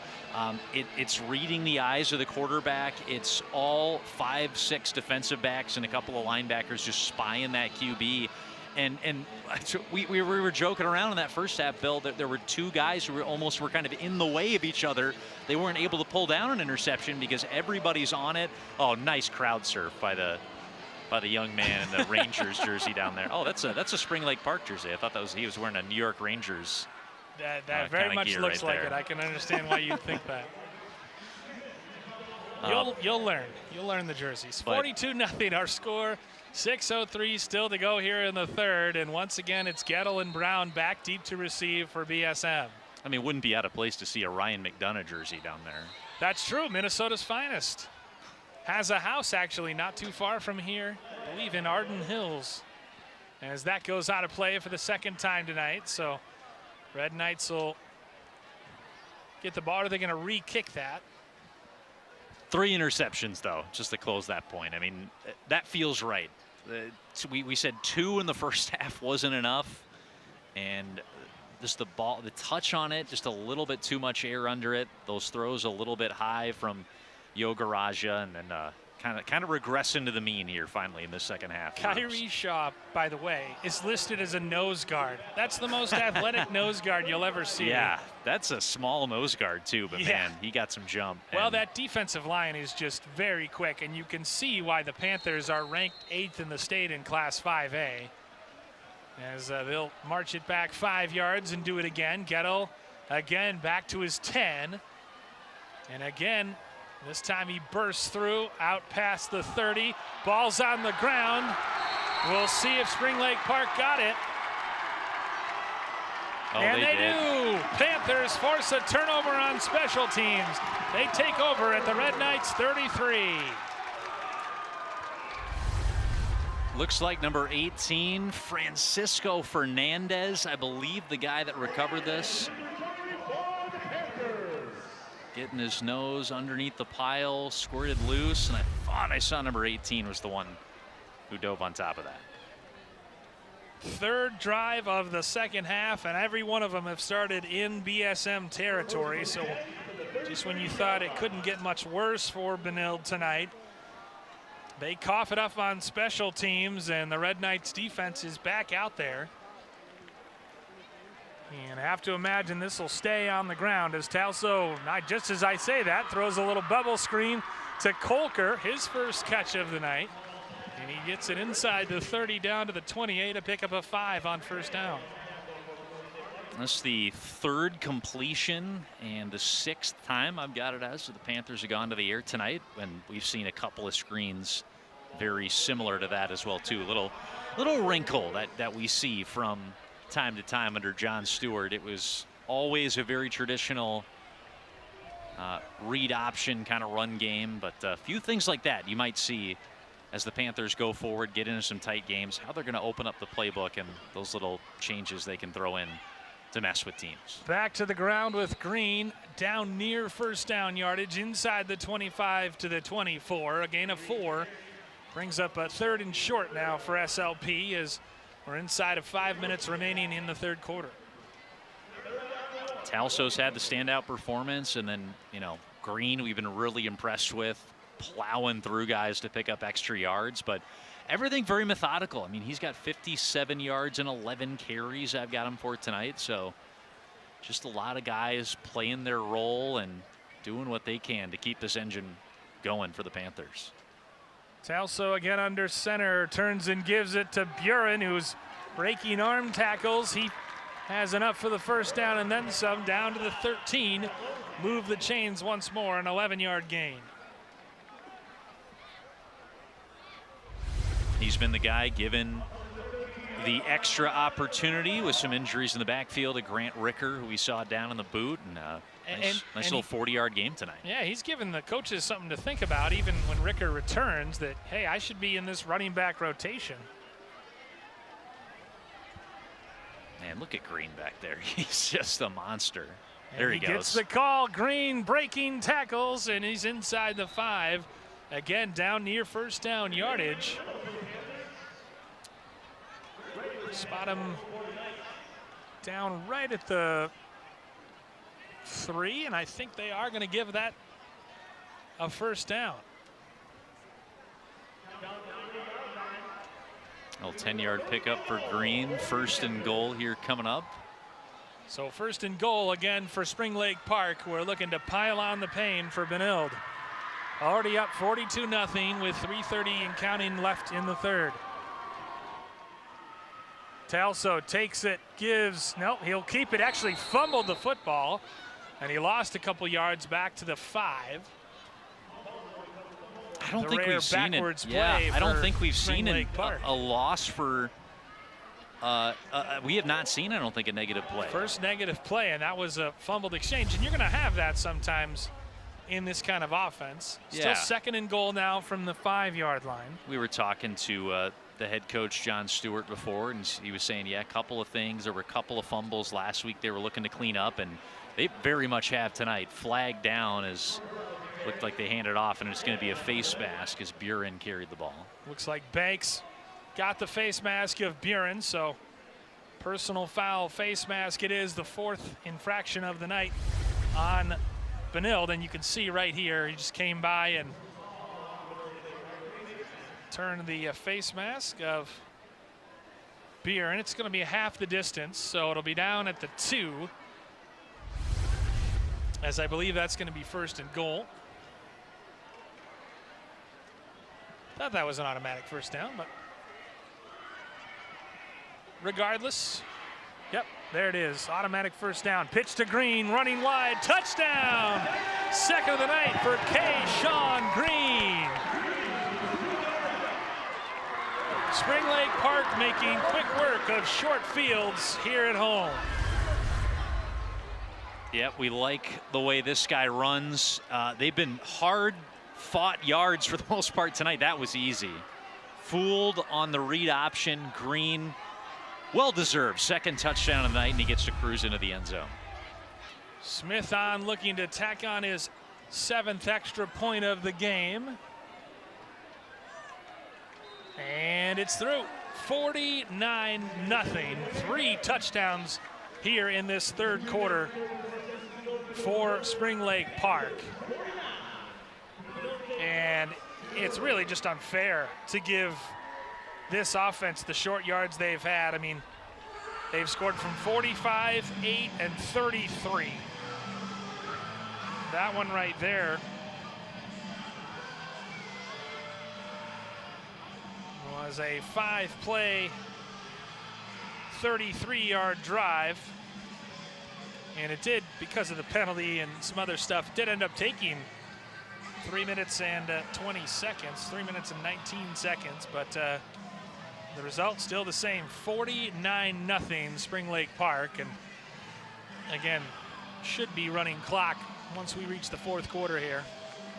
And Benilde, we said it, they're talented, they're young, a lot of talented freshmen and sophomores, but they're taking their lumps against a disciplined, physical, veteran team like Spring Lake Park tonight.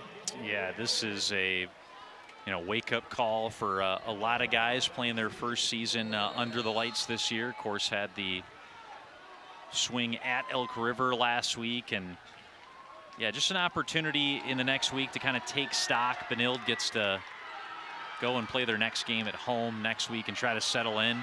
As Gettle races down the right side, he faked the handoff, and it's a big return all the way down to the Spring Lake Park 46-yard line. So the best starting field position of the night for the Red Knights after that little trickeration on the kickoff return. As you see, he caught it, faked it, and held the linebackers, and then he scampered down the sideline, and they'll spot it officially at the 47. That's where Benilde will start their third drive of the second half with 2:27 to go here in the third. Yeah, nothing to lose here, but big roll of the dice after Benilde never fumbled it on the last kickoff return.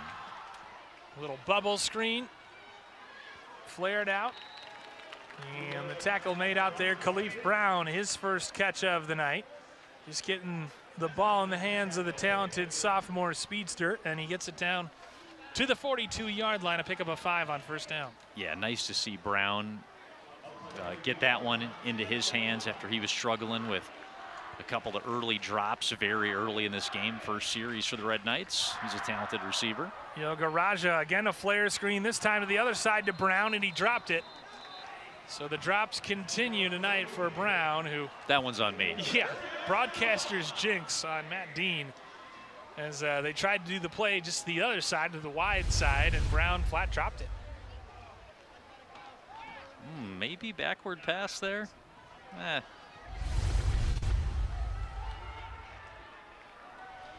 Brings up 3rd and 5 from the 42. Garaja back to pass, throws the screen, or throws the slant, I should say, and it's over, caught complete to Guggenberger, who gets plenty for first down yardage down to the 31. Spotted down at the 30, actually, a 12-yard pickup and a first down for the Red Knights. Just their first down here of the second half.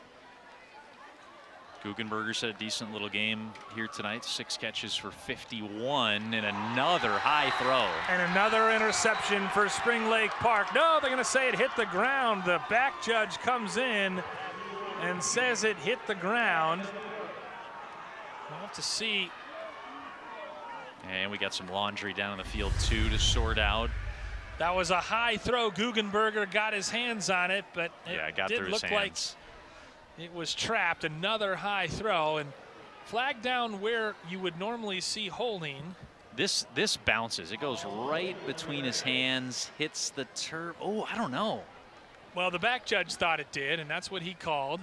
I think the nose of the football did touch the ground too.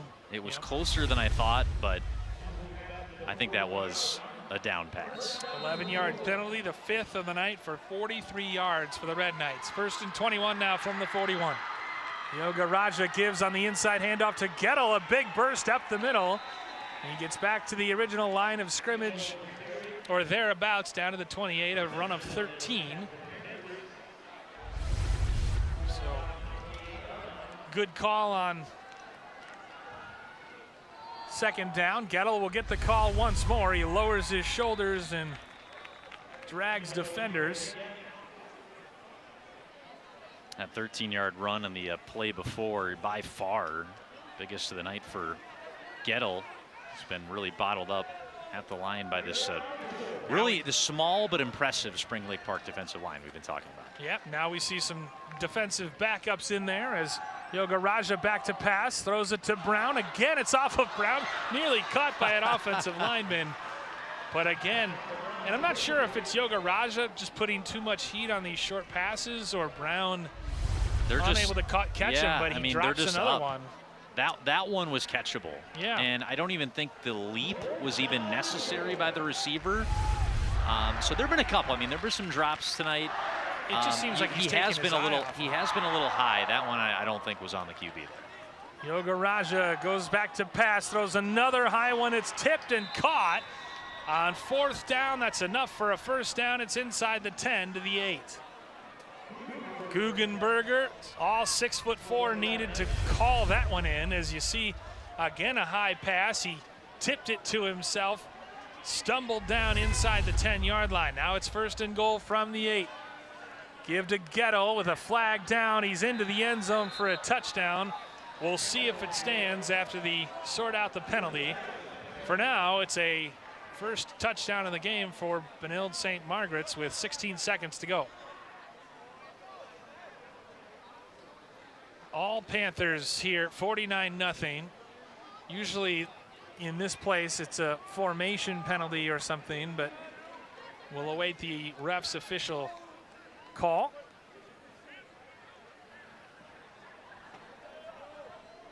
Obviously, if it's against Spring Lake Park, Benilde will decline the penalty and take the points.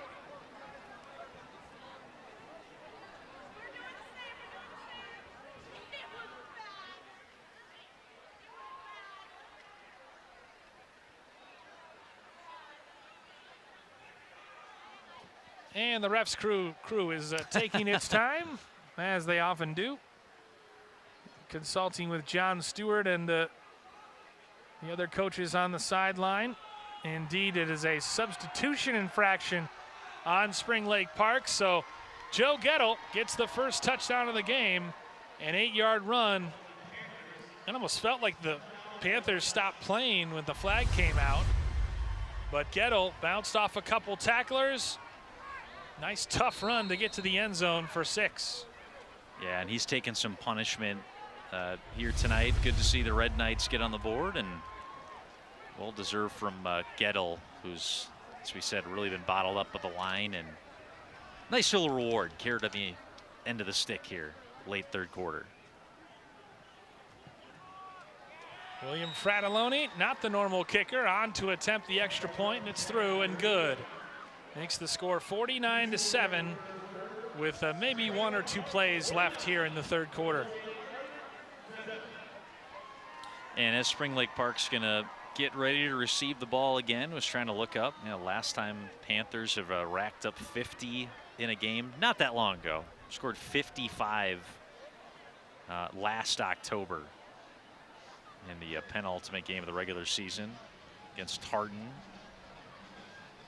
Some other scores from around the area tonight. Anoka leading Forest Lake 16-13. Jordan all over New Ulm 42-0. And a final in a play that might interest Spring Lake Park and Benilde fans. Robbinsdale Armstrong earns a home win over Irondale 27-13. So the Knights are now 1-1. Armstrong is now 1-1. Bill, our podcast we're doing next week, I'm talking to the Forest Lake coach tomorrow, so I kind of want the Rangers to win that game against Anoka. That'd be nice. They had a nice win last week. Yes, they did. A very surprisingly upending, what was that, Centennial? No, Forest Lake lost to Stillwater. STMA. And then Forest Lake beat STMA, who I will be seeing tomorrow on North Metro TV. That's right. Be sure to tune in. Big game between the Knights and the Cougars. One of those teams is going to be 0-2. That's a great 0-1 matchup in 6A tomorrow night. Sure is. I mean, that was a heck of a game you had last week against Stillwater. Cougars just having that one slip out of their grasp. And then STMA losing a lot of seniors from last year's team that went to the state semifinals at US Bank Stadium. But you always very much expect to see the Knights on the winning end in those types of matchups. New coach for Forest Lake, but we'll see how STMA can rebound against Centennial tomorrow. Yeah, and it's just, especially coming off as difficult a loss as the Cougars had last week to Stillwater. Certainly hoping to bounce back. They open the season with 2 at home, so they do not want to go 0-2. As the backup's now in for the Panthers, and that carry gets 4 yards out to the 38-yard line, as that'll be the last play of the third quarter here at Panther Stadium. SLP turns 3 short fields into 3 more touchdowns here in the third. And after 3 quarters of play from Panther Stadium, all Panthers here tonight, 49-7 here on North Metro TV.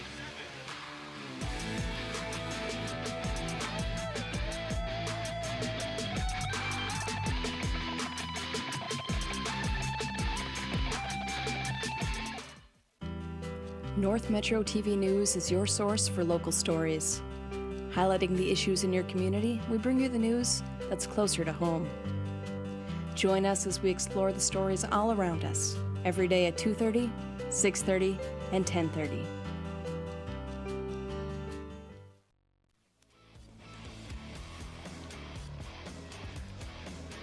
Spring Lake Park in full control of this one as we start the fourth quarter.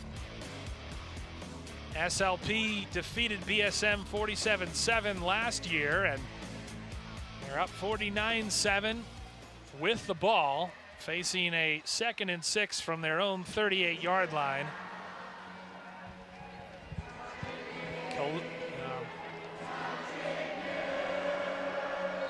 Kayshawn Green with a couple touchdown rushes tonight. Braden Tauso with 3 touchdown runs to match his 3 last week, as Caleb Dean now in at quarterback for the Panthers.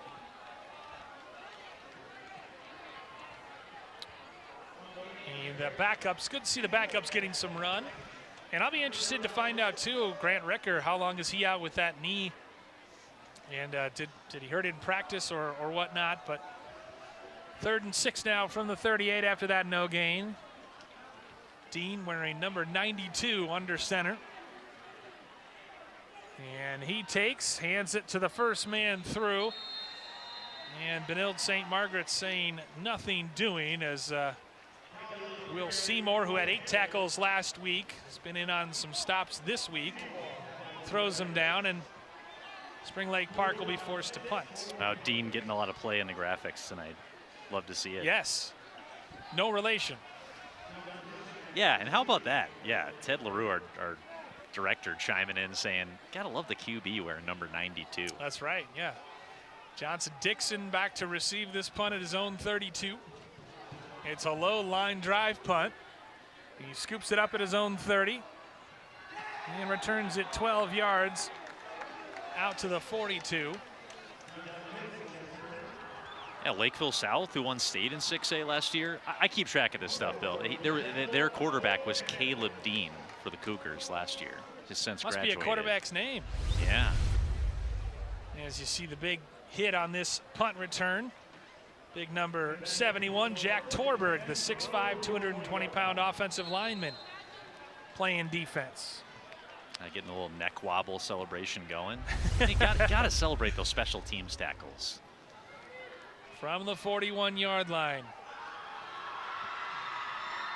Little bubble screen, and big hit delivered at the 46 after a pickup of 5. Big number 55, Flynn Guimalt, 6'3" defensive lineman, in on the stop. You know you got some physical specimens when the 6'3" defensive lineman is a backup.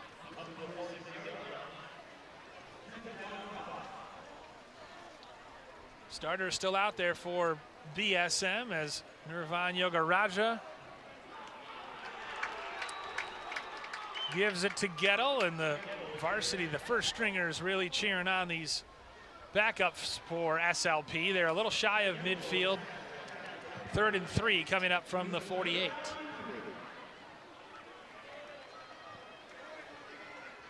Yogaraja with Gettle behind him. Good time for Benilde to work on its stuff as they hit Khalif Brown over the middle down the left a hash into SLP territory. It's a pickup of 14 and a first down for the Red Knights. Second catch for Brown today. Brown has struggled with drops tonight, but he made a nice gain there to move the chains for Benilde. Pistol formation now for the Red Knights. Yoga Raja airs it out, looking for Brown, and he makes a tough catch in traffic inside the 10. He was sandwiched between defenders, but he high-pointed the ball and brought it down for a pickup of 30. This is the best ball we've seen, I think, delivered by Nirvan Yogaraja tonight. I mean, threw it into triple coverage, but it was pinpoint, right on the money. Only Betts could catch it, and hit him right between the numbers. We talked about it a lot. High in a lot of his throws this evening. That one perfect. Gettle strung out and swarmed by the Panthers defense. Does manage to pick up a yard down to the 7. Luke Fehrenbacher was in on the stop, as well as Antoine Aninga for Spring Lake Park on that previous passing play. Second and goal from the 7. Again, the give to Gettle, who's got a touchdown tonight, and he is absolutely leathered and knocked down. Late flag comes in as Thomas Starnes, the 5'9", 290-pound junior defensive lineman, laid the lumber. Holding on the Red Knights. A late hold. Stops the clock with 7:32 left. Panthers with 2 touchdowns in the first quarter, 2 in the second, and 3 in the third. All on the ground. 1 for Smith, 3 for Tauso, 2 for Green. Moves the football back to the 17-yard line. Yoga Raja, play fake. Throws a little bubble screen. It's caught by Shull. He fumbles it. Play on, and it's turned over. They're calling it a catch. And Spring Lake Park, I believe, has the football. Nope. Back judge comes in and waves off, saying it was an incompletion. I don't know. What do you think, Matt? Is that a catch? Was that a football move? I think it was a catch and then a fumble. Yeah. Jack Shull with the football move from our vantage point, but makes it 3rd and goal from the 17 for Benilde. Student section and the rest of the crowd still packed in here at Panther Stadium. Yoga Raja for the end zone. It was a little behind Brown, and he couldn't haul it in. So it brings up 4th down. Yeah, Brown, we've talked about, been targeted a lot with a few drops here and there. That one was just out of his reach. I don't think his fault in this instance. No, that was definitely a tough not. catch. He had to, wrong side of his body, he had to twist, contort, try to make something happen out of nothing. So we'll see what they decide to do on 4th and goal. 2 receivers right and left. Yoga Raja throws down the seam. He's got a receiver wide open, and it's a touchdown as he hits his favorite target tonight, Luke Guggenberger, for 6.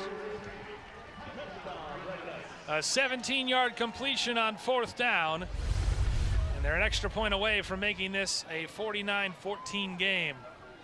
And that was a nice ball from Yoga Raja, who has now thrown 3 interceptions and 2 scores tonight. Or beg your pardon, that's his first touchdown throw of the night. Yeah, we've talked about it a lot. Still just a junior, still, physically growing, and then obviously with his game as well too. It's a guy the Red Knights are going to stick with, that they feel really good about moving forward in the future, and taking on a really good team, ranked in the top 10 in 5A this year in the Panthers. And I don't know, I'm starting to think ahead, right? I mean, next week for Spring Lake Park, they've got a tough matchup against Chanhassen. They played them at home last year, so they have to go to Chan this year. That was a very close 14-7 loss here, played at Spring Lake Park last season. Then you've got Irondale and Matamidi, who you beat last year. Opportunity to maybe flip a decision against a really good Cooper team. but just starting to, you know, project and think ahead. This is very feasibly a Spring Lake Park team that we could be talking about, you know, going into the postseason. Chance to run the table, maybe. That team in Robbinsdale going to be pretty good this year, but 1-2 losses and setting themselves up really nicely. They were supposed to beat Benilde, but to do it this impressively gives you confidence of what they've got coming up, looking at last year's results with the same schedule this year. Well, I did the Cooper game last year, and granted, Cooper lost a lot, and this was a semifinal team in 5A. But Joseph Russell and company picked them apart, especially in the second half. It ended up being 35-7, but they have dealt with the passing game, and I think their veteran leadership in the secondary with guys like Freddie Anthony and Trayvon McMiller and you know, Jackson Smith dropping back in coverage. I think it's a much better team against the pass, as this one's deadened right at the 1. Panthers forced to bring it out only as far as the 13. So I think facing that Cooper offense, I guess what I'm trying to say is I think they'll be much more equipped to face that potent Cooper offense. But yeah, 2 of the next 3 games I think really tough. I mean, Irondale, it's a big rivalry game. I believe it was Braden Tauso who said that it was his favorite game on the schedule, that he gets up for it. But then you have Chanhassen and Maxwell Woods, their star running back, and you've got Matamidai coming to town, still smarting after what Spring Lake Park did to them at home last year. So I think those 2 games will be the 2 games that really decide things. And then obviously in district play with the Robbinsdale teams, it's a tough schedule, but certainly the Panthers looking very impressive with the way they've dominated their first 2 opponents in Cretin-Derham Hall and Benilde-St. Margaret's. As getting the carry, Brody Herzog, the sophomore tailback. 5:20 and counting remaining in the game. 49-14 our score. A couple late consolation touchdowns for Benilde, but at one point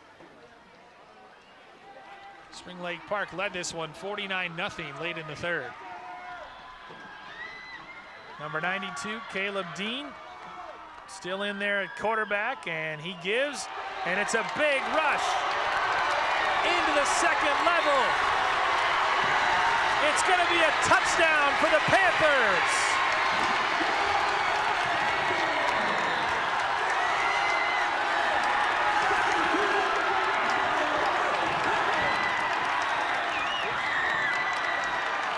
Spring Lake Park rips off a huge gainer, and they have added to their lead. A great rush by number 47. Yeah, we do not have him on our roster, but getting deep into the depth charts for the Panthers tonight. We set up 49-0, and he's running hard. He keeps looking back. He's like, are they gaining on me? But he's not going to get cheated out of his first touchdown of the season. Freddie Anthony, among others, congratulating the young man who took it to the house. Seeing a young man getting an opportunity from JV. There you see him. And again, we apologize, do not have a 47 on our roster.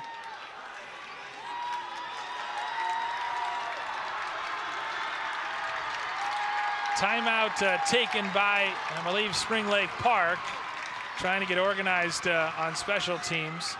55-14, all Panthers here tonight. And I guess, Matt, my question for you, first time seeing Spring Lake Park play ever, especially this year. What has impressed you more, the defense or the offense for the Panthers here tonight? Well, I think just getting ready for this game, I knew about the offense. It's results over flash or substance, right? It's the nitty-gritty, the details, knowing the execution, and I didn't hear as much about the defense coming in. So the way that defensive line gets it done without overwhelming size, the way that it was 11 guys flying to the football, particularly with Benilde trying to spread them out and move the ball around with that screen game. I mean, it was just 11 minds, 11 bodies moving as one. So just how the defense worked together as a unit, I think, and created a lot of havoc. We talked about it, a young quarterback in And Yoga Raja not being completely on his game tonight. But you have to give some of that credit to the Panther defense for having 2-3 guys jumping on top of every route on those screens he was trying to make, the slant routes, etc. Asher Miller tacked on the extra point. Now he'll put the tee at the 40-yard line to kick off, listed as a defensive back, also the backup kicker. So backups getting a chance to shine in front of their home fans tonight. Gettle and Brown once again back deep to receive. And you think about this from the Benilde perspective, right? This is a really good coach in Sean McMenemy, who's coming in. This is what you hope is the low point, losing, 49-0 almost at the end of the third quarter here to this really good Spring Lake Park team. Oh, that ball's loose. Got touched by a white shirt, so we'll see who comes out of the pile with this one. Kind of a pooch kick by Miller.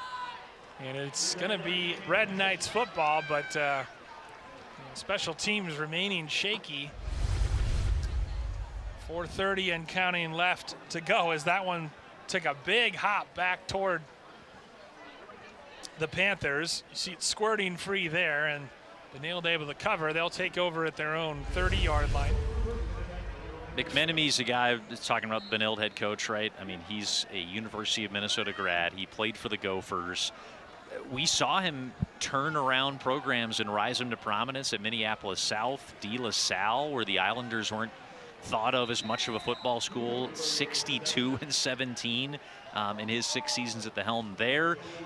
Then he went off and did a little kind of cross-country tour, coaching at some Catholic high schools, coaching football in North Carolina, went to Oregon, but he's back home where he wants to be, and he's at a program, Bill, where we talked about how the Red Knights won a state championship as recently in the 5A classes is just 5 or 6 years ago, and had an undefeated season in 2017 in the regular season.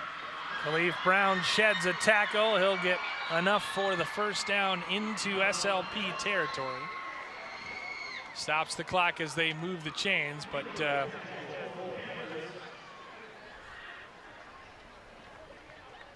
yeah, you're absolutely right. He's been on something of a coaching odyssey, and he knows it takes time to build a program, and he's got the support of the athletic director at Benilde-St. Margaret's, and he likes the talent. He said he's as talented a group of freshmen and sophomores as he's ever had, and so he seemed, confident that, yeah, they're going to take their lumps this year, but the talent they've got as, juniors, sophomores, and freshmen, if they get experience at the varsity level and grow and continue to improve, that they're going to be just fine. And this is going to be the low point for their program. They were 2-8 last year, and they are headed for an 0-2 start to 2022. 56-14 our score. Yeah, when you look at the stats, the numbers from last year for Benilde, and you look at this year's roster, you don't see a lot of the names that were around last year. Their leading pass catcher graduated. Their quarterback transferred. We said they're going to see him with the Chaska Hawks later on this season, next week, in fact. Scholl makes the catch, and he's down inside the 25 to the 24.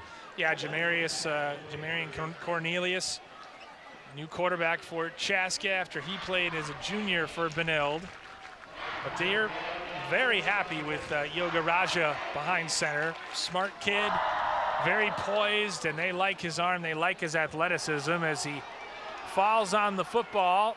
And it looks like Spring Lake Park, I think, may have come up with this fumble.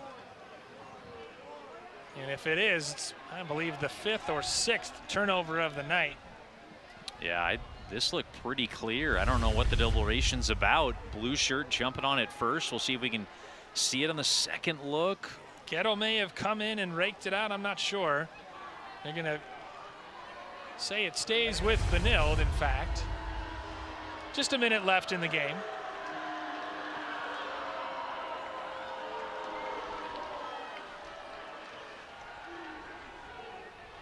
Yoga Raja to the air looking for Brown, and it's knocked away. A flag comes in late. They wave off the catch. They Brown thought he had maybe tipped it to a teammate. And I think because the defensive back didn't turn his head to defend it, they'll call pass interference. Stops the clock with 42 seconds left. Spring Lake Park, it indeed is pass interference on the defense. Panthers will improve to 2-0 on the season. 2 dominant wins over private school powerhouses here at home to start the 2022 campaign. And John Stewart continues to just do a marvelous job. As he made the state tournament in 18 and 19, his first 2 seasons in charge. 2020, they were 6-1 before during the pandemic year, and then last year 6-2 in the regular season before being upset in the playoffs. So, how long's the ref been mic'd up tonight? that feels working new. On and off. That feels new. Yoga Raja back to pass over the middle, and again too tall for his intended receiver, Kloss. Nice Aaron Judge jersey. I just peeked out down in the student section. But yeah, I mean, you're talking about John Stewart, and it's just a seamless transition. There's a tradition of Panther football around in Spring Lake Park. It's that read option, power run style that they like to play, and Jeff Schlief did it to much success for a long time. He stepped down in 2018, and it is seamless. Longtime assistant and his former offensive coordinator, John Stewart, now running the show. Yoga Raja to the end zone, and it's knocked away. That'll do it here as time runs out at Panther Stadium. And of course, a defensive play to deny a touchdown at the end. How fitting. The defense causes 3 interceptions tonight, 6 turnovers total. And the offense churns it up on the ground with 4 touchdowns in the first half and another 4 in the second half. That'll do it here from Spring Lake Park. For Director Ted LaRue and my color analyst Matt Dean, I'm Bill Hupp saying good night from Panther Stadium at Spring Lake Park, where again the final SLP improves to 2-0 on the season with a dominant 56-14 win over Benilde-St. Margaret's. Thanks for watching this exclusive presentation of high school football on North Metro TV.